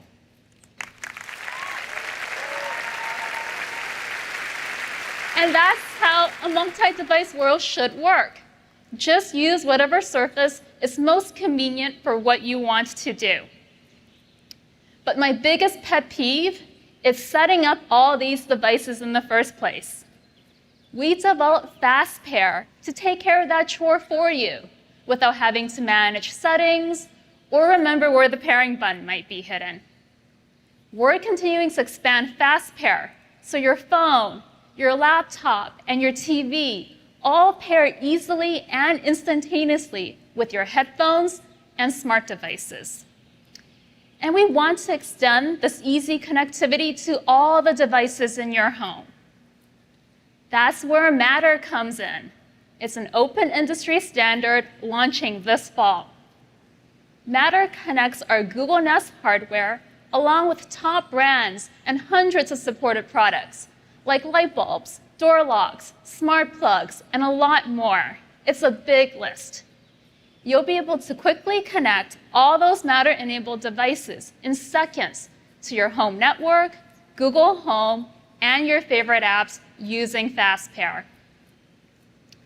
There are so many new opportunities in this multi-device world, from helping you do more with your phone at the center, to extending computing beyond the phone, and making sure all your devices work better together. Thank you so much to our millions of developers and billions of users for making Android an incredible platform. We're excited to keep pushing it forward with you, so keep an eye out for the Android 13 beta today. We've got a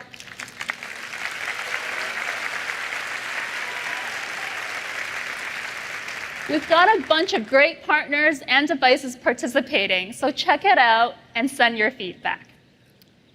Now, before I go, we've been talking a lot about fast pair. So let's check in with another fast pair, Lando and Daniel. We've sent a few devices to our friends at McLaren, the newest members of the Android family. So let's see what fun they got into, and then we'll get some exciting updates from the Google hardware team. What do we got here? Some toys from our new sponsor. Do you know you can play a game between any Android devices? You want to play a game? All right. Rocket League. Go on to Rocket League. Yep. Let me show you how it's done. How do you accelerate? You're not made for this, mate. Oh. Next goal wins. Oh no. Oh no! No! All right, cast it to the TV. All right, let's do it. Oh my god. Yeah, I know. I'm new to the YouTube game. Do you think bandanas suit you? I did like that one. You see, the more you post, the less people like you. Yeah, that's why I stopped posting. Clever. Yeah. All right, who would you like to message?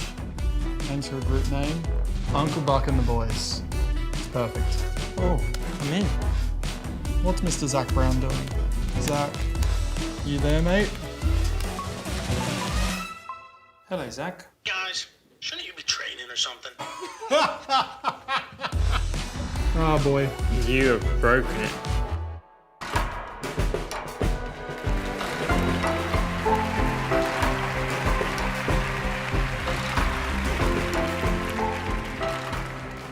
You just heard about the work we're doing across Google and Android to make a multi-device world simpler, so all your devices work better together. Let's talk next about Google's own hardware. We're building on this multi-device world to create a seamless, cohesive Pixel portfolio that pulls together all the tech breakthroughs you've seen today across Google. We'll start with Pixel phones, where we take all the helpfulness and intelligence of Google and create an experience that adapts to you. Last fall, we debuted Google Pixel 6 and Pixel 6 Pro, a complete reimagining of Pixel inside and out. It's our first phone powered by Google Tensor, a mobile compute platform we developed around Google's latest AI and machine learning models. Tensor gives us a major advantage in mobile AI, and it's a hardware foundation that we'll be building on for years to come. With leading-edge hardware, software, and AI, Pixel 6 introduced some amazing new phone capabilities to help you take professional quality photos and communicate with people in another language, all while keeping your personal information private with the Google Tensor Security Core. Pixel 6 is a huge step forward for the Pixel portfolio, and it's been great to see the response from Pixel users. It's the fastest selling Pixel ever, despite all the supply constraints in the industry. Pixel 6 has already sold more than Pixel 4 and 5 combined.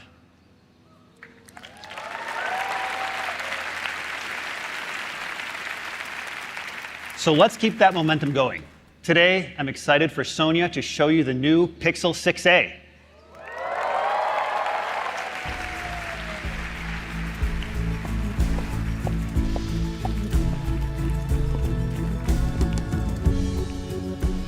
Thanks, Brian. Like all our A-series phones, Pixel 6a delivers the helpful, personal Pixel experience for the unbeatable price of $449. That's right. We truly believe it's the best smartphone we've ever offered for this price. And let me tell you why.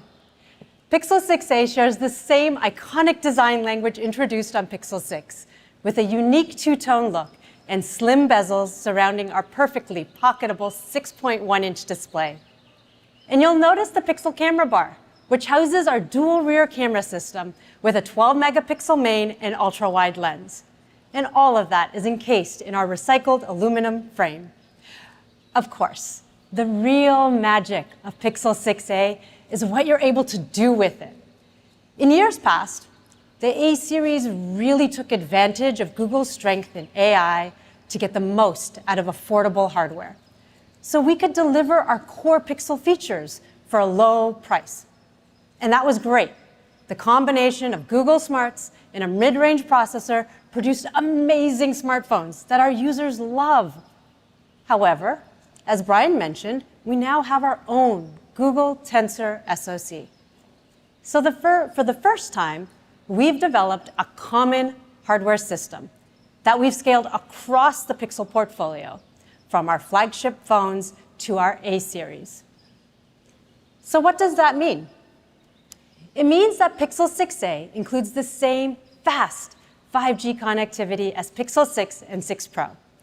It uses the exact same security architecture with Titan M2 for industry-leading protection that makes the phone more resilient to attacks. And most importantly, Pixel 6a uses the same premium Google Tensor SoC as our Pixel 6 Pro.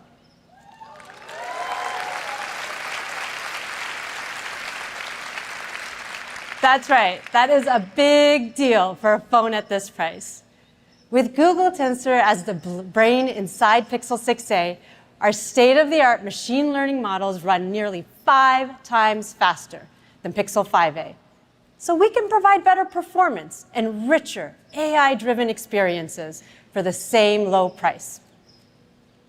Pixel 6a gives you the same great Android experience as our Pixel 6 Pro, as well as Pixel-exclusive features across photography, speech, security, and more. Let's start with photography. The camera system has real tone built in, so your photos are beautifully and accurately reflect your own skin tone. It also has night sight, so you can take incredible low-light photos. And yes, Pixel 6a includes Magic Eraser in Google Photos to remove those distractions from your otherwise perfect pictures. Now, there might be other people on the beach, but that doesn't mean you want them in your beautiful photos. With just a tap, you can make them disappear like magic.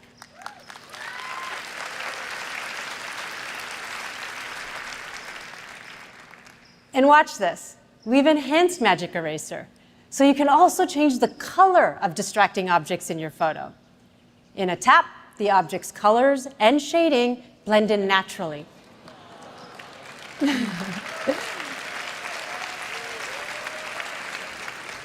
So the focus is on the subject, where it should be. Now, let's talk about speech. Tensor's strength in machine learning enables amazing on-device speech features, like live caption, recorder, and live translate. It's like having a personal interpreter and translator wherever you go. It even works in airplane mode, and protected computing ensures your speech data remains private with on-device processing. The other week, I was at my local bank, and I noticed someone struggling to communicate in English with the bank teller. It reminded me of my childhood interpreting for my grandmother and helping her navigate a vital daily task. The bank visitor pulled out their phone and started talking to it in interpreter mode. And just like that, the language barrier was gone. The bank employee knew exactly how to help the person. What could have been a really frustrating moment became an empowering one. Now, breaking down language barriers shouldn't be just for the most expensive smartphones. It should be for everyone. And thanks to Tensor, we're able to bring Live Translate to Pixel 6a.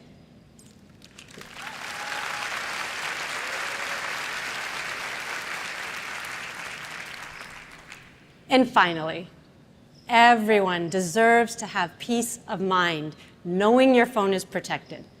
So we're continuing to deliver the same safety and security features as our premium phones. Along with the Titan M2 security chip, there's an under-display fingerprint sensor for secure unlock, and you'll get 5 years of security updates, so you'll always have the latest protection. Pixel 6a delivers the core Google hardware and software experience powered by Google Tensor across photography, speech, and security. And you'll get all this without compromising on an all-day battery.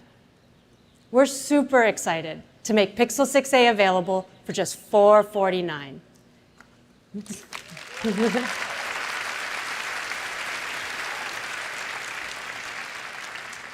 It comes in 3 colors, so you can order one on July 21st or pick it up in store on the 28th.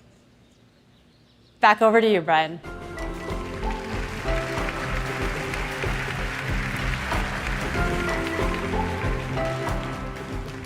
Thanks, Sonia. Google prides itself on creating helpful technology for everyone. And with the A series, the Google smartphone experience is available to more people. But for those who want the latest, greatest, and fastest, we're also working on our next generation Pixel 7 phones. Let me give you an early preview so you can see what's coming this fall.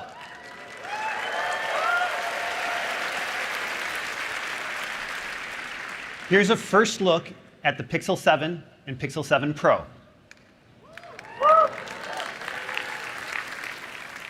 You can see that we've extended the aluminum finish to the entire camera bar for the next evolution of the Pixel design language. The housing and camera bar are made from a single piece of 100% recycled aluminum. And the gorgeous Pixel 7 Pro, in its triple camera system, sets a completely new standard for photography, performance, and design. I really love the contrast of the different materials and the simplicity of the design. The polished aluminum looks beautiful with the glass on the back of the phone. On the inside, Pixel 7 and 7 Pro are designed to deliver the most helpful, most personal experience you can get in a smartphone. They'll use the next generation of our Google Tensor SoC, bringing even more AI-heavy breakthroughs and helpful personalized experiences across speech, photography, video, and security. And of course, both phones will ship with Android 13 and all the goodness that comes with their latest mobile OS. That's all we'll share about Pixel 7 and Pixel 7 Pro today, but check out the Google Store online for more details and new experiences powered by Google Tensor in the coming months.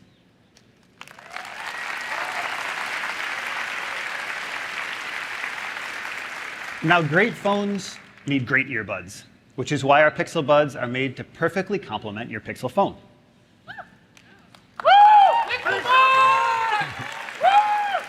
And this summer, we're excited to expand the Pixel Buds family with a Pro tier offering.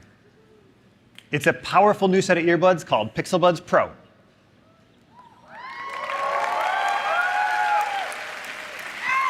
Let's take a look at what makes them so special. These earbuds have all the helpfulness and smarts you'd expect from Google, embedded in the best mobile audio hardware we've ever designed.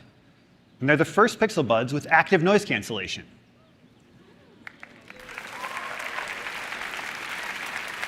Noise cancellation is a difficult technical challenge because it needs to be smart enough to account for noise across a wide frequency spectrum and powerful enough for super low latency.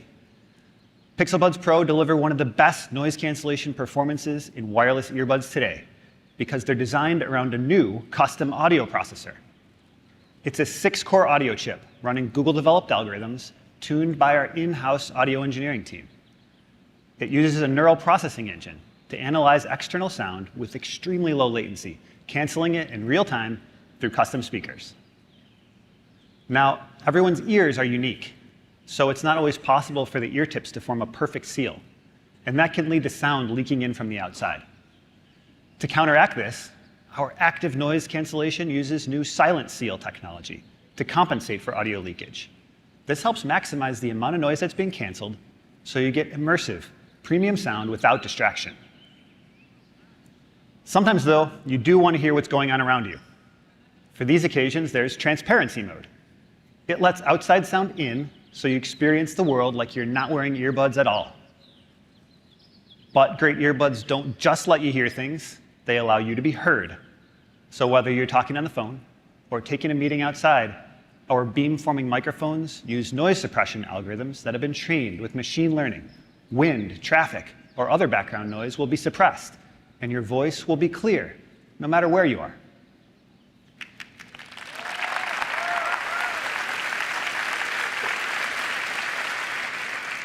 The custom audio chip is also engineered for power efficiency, so you get more out of the battery. In fact, Pixel Buds Pro gives you up to 11 hours listening time, or 7 hours with active noise cancellation turned on, so you can tune out the noise on that long flight.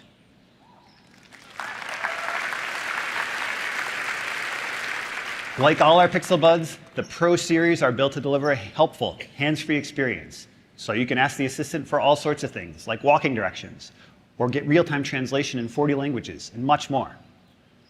Pixel Buds Pro will support multi-point connectivity, so your earbuds know to automatically switch from a podcast on your phone to a video call on your laptop. It's so much easier than clicking into your Bluetooth settings, and it works between your compatible phones, tablets, laptops, and TVs. And later this year, we'll update Pixel Buds Pro to support spatial audio. So when you watch a movie or TV show on compatible Pixel phones, you'll be right in the middle of the action.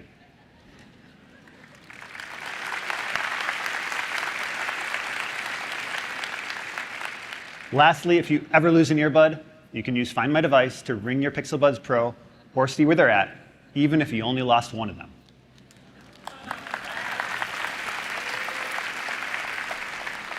The new Pixel Buds Pro come in 4 colors.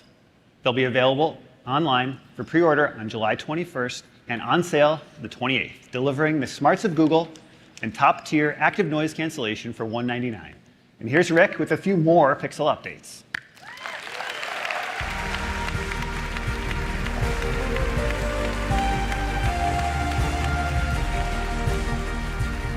Thanks, Brian. We've got a lot in the Pixel pipeline, representing investments across all different kinds of technologies. Custom silicon with Google Tensor, new multi-device experiences on Android, like Samir and Lisa shared earlier, cutting-edge AI research, helpful software and services, powerful data security with Titan M2, and so much more. It's an incredible tech stack. All of these things work in concert to deliver our vision of ambient computing, providing the help people need wherever they want it. In a multi-device world, people don't want to spend their life fussing with technology. An ambient approach gets the tech out of your way so you can live your life while getting the help you need. It doesn't matter what device you're using, what context you're in, whether you're talking, typing, or tapping, the technology in your life works together seamlessly. To get there, we start by laying the foundation with protected computing, as you heard from Jen. With these security and privacy fundamentals in place, we can deliver new, personalized cross-device experiences. Next, we add Google Smarts, a layer of intelligence and responsiveness, so your devices don't just work better together, they work better together for you. We're working toward a world where your front door knows when to lock itself. Your TV pauses itself when you get up to grab a snack. Your devices know whether to send an incoming call to your phone, your earbuds, or your watch. Building on our ambient computing vision and our end-to-end Google tech stack, we're able to extend what Pixel devices can do for you now and in the future to be even more helpful. So let me show you what's coming.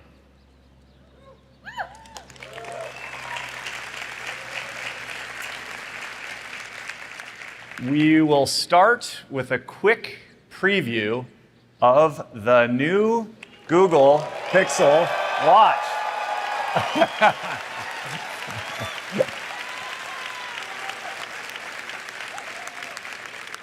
It's the first watch built inside and out by Google, and it's coming this fall with our new Pixel 7. Pixel Watch has a bold circular dome design, a tactile crown, and beautiful recycled stainless steel with customizable bands that seamlessly attach. And Pixel Watch delivers an outstanding Wear OS experience on your wrist. It features an improved Wear OS UI with more fluid navigations and smart notifications. It's all designed to be tappable, voice-enabled, and glanceable, so you can be more present at home, at work, or on the go. You can ask the assistant for help getting things done, and for those little bits of information you need throughout the day. And with Google Maps, you can get directions on the go, even without your phone. With the new Google Wallet, you can leave your physical wallet at home too.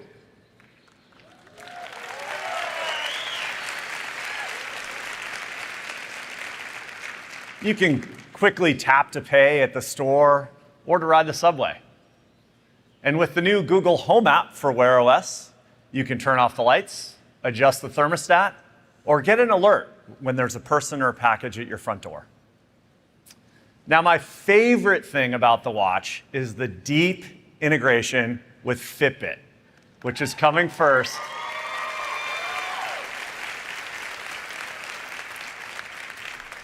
It's coming first to the Google Pixel Watch for industry-leading health and fitness experiences. You can get insights into your health with continuous heart rate and sleep tracking. You can see your active zone minutes when you're working out and track your stats and progress against your personal fitness goals. Google Pixel Watch is a natural extension of the Pixel family, providing help whenever and wherever you need it. It'll be available this fall, and we'll share many more details in the coming months. Now, along with wearables, the Android team has made big advancements in tablet software, like you saw earlier. And there's so much we can do here when we apply Google's tech stack with Tensor to a larger screen Android experience. So I want to give you a sneak peek at something we're working on for 2023. Now, normally we wouldn't announce a new product a year before it's ready, but there's so much amazing energy around tablets in the developer community that we wanted to bring you all into the loop. So here's a first ever look at our new Pixel tablet.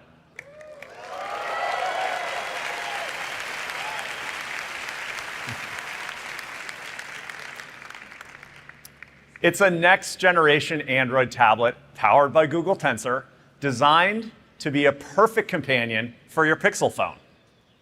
The tablet bridges your on-the-go life with your at-home life, working seamlessly with all of your Pixel devices to provide the most helpful experience possible.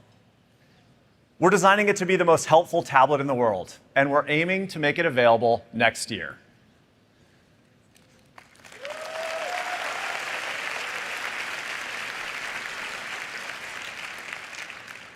So to quickly recap, Pixel 6a and Pixel Buds Pro are coming this summer, and we'll have lots more details to share soon about Pixel 7, Pixel 7 Pro, Pixel Watch, and the new Pixel tablet.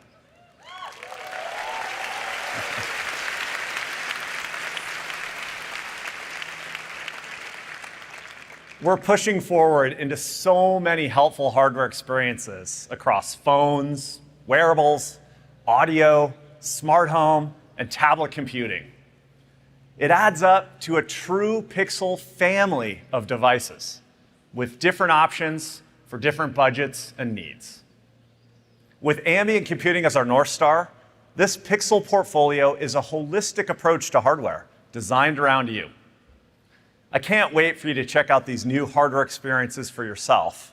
And you can see all of this online at the Google Store, or you can drop by our physical Google stores in New York City.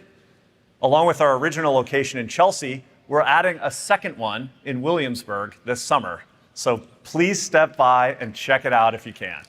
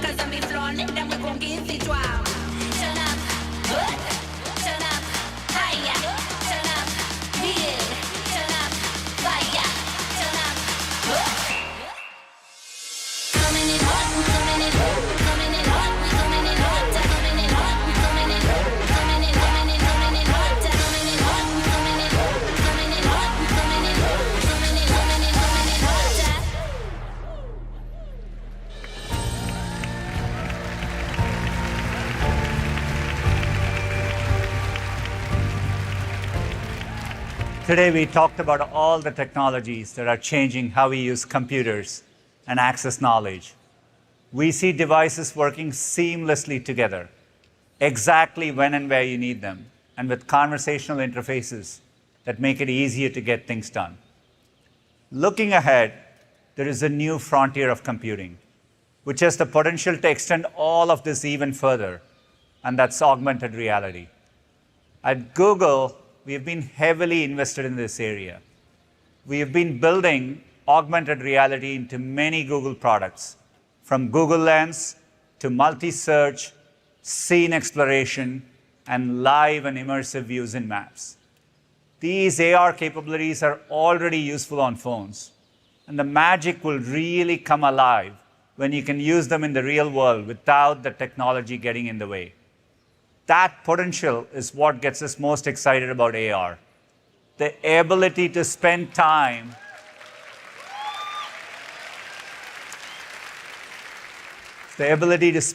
focusing on what matters in the real world, in our real lives. You know, the real world is pretty amazing.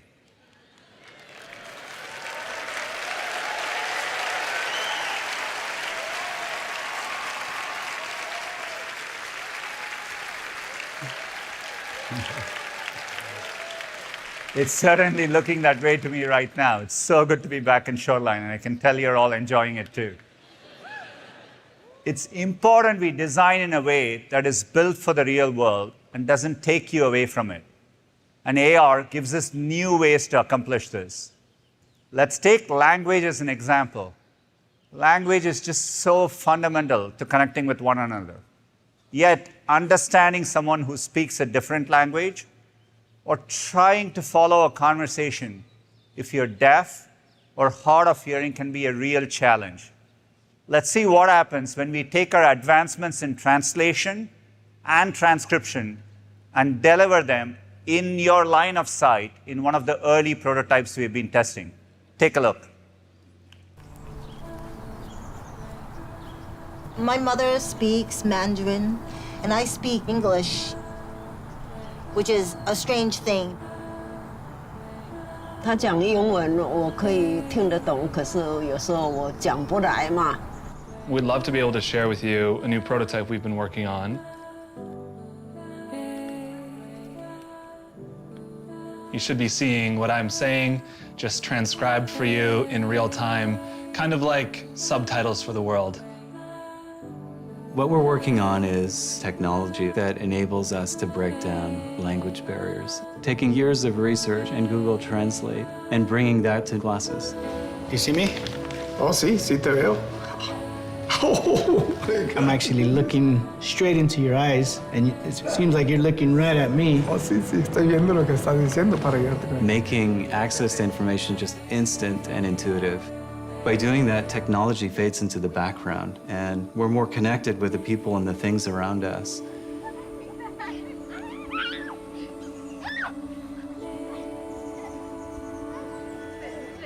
Giving people the gift of communicating with anyone, no matter what language they speak, I think is a really powerful thing. Que tengo que dialogar con muchas personas que solamente hablan inglés. Como magia para mí, porque voy a ver cosas que voy a entender lo que ellos dicen por completo y... Yes, 可以互相沟通。我爱你。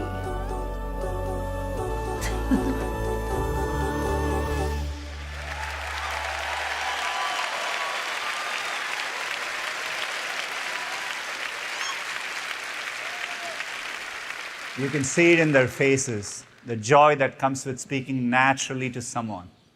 that moment of connection to understand and be understood. That's what our focus on knowledge and computing is all about. And it's what we strive for every day with products that are built to help. Each year, we get a little closer to delivering on our timeless mission, and we still have so much further to go.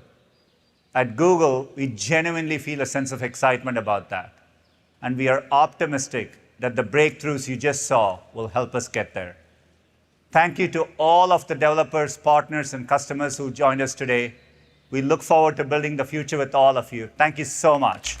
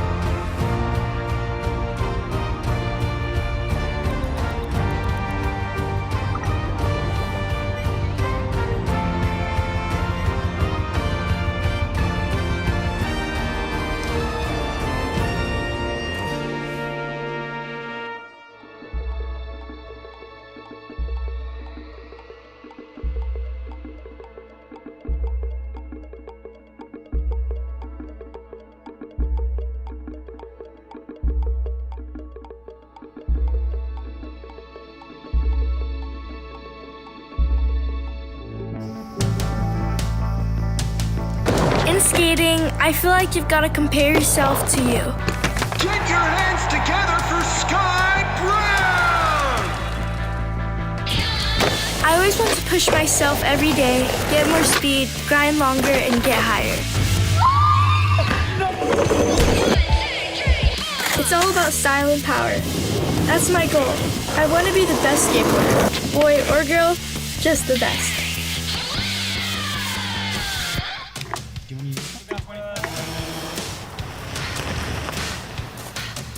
Take one. Hey! I'm Dave. So the Google tech we're using for this project is called Blaze Pose, which uses machine learning to draw points all over your body. We're going to use them to understand what you're doing while you're skateboarding. That's actually crazy. It's really quick. We've got these 3 cameras here. This one here is used to figure out your speed, and these 2 are used to understand what tricks you're doing. If you have the tools to measure yourself, you can compare yourself as an athlete. Want to try?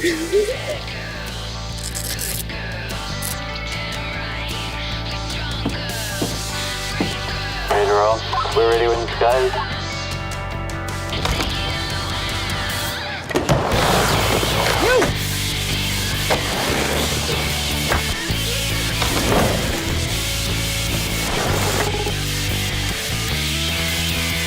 Amazing, Sky. So here we can measure speed, your rotations and grabs, your height outside of the ramp, and we can also identify tricks. It literally is like a video game. I mean, people don't really look at height right now. They just look at difficulty. This is gonna push me.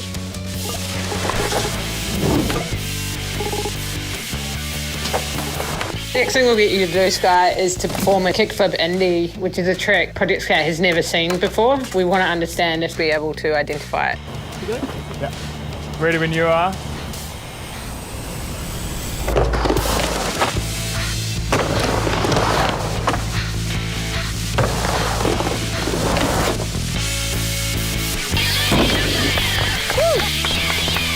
Yeah, the machine's got steam coming out of it. It's working so hard. If you have a look here on the... So we need Right. drag. Oh my God! So hopefully now you can use this to push yourself and go even bigger. Oh my gosh, this is gonna change everything, I feel like. We want to be helpful and use machine learning to show just how awesome skateboarders are. I don't think people know how good the girls are. We're going so high. We're going fast. We're going big. This can show girls they can do anything.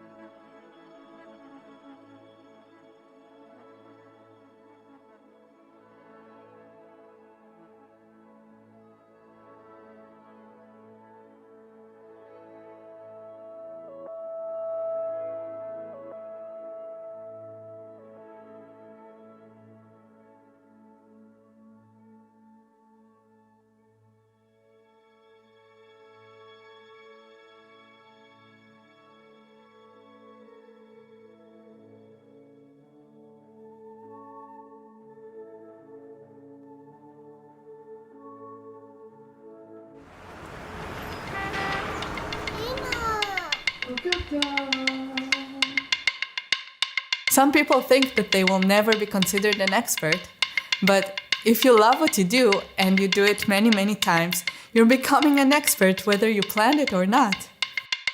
When I became a mother, I was expected to slow down my career. But I felt like moving even faster.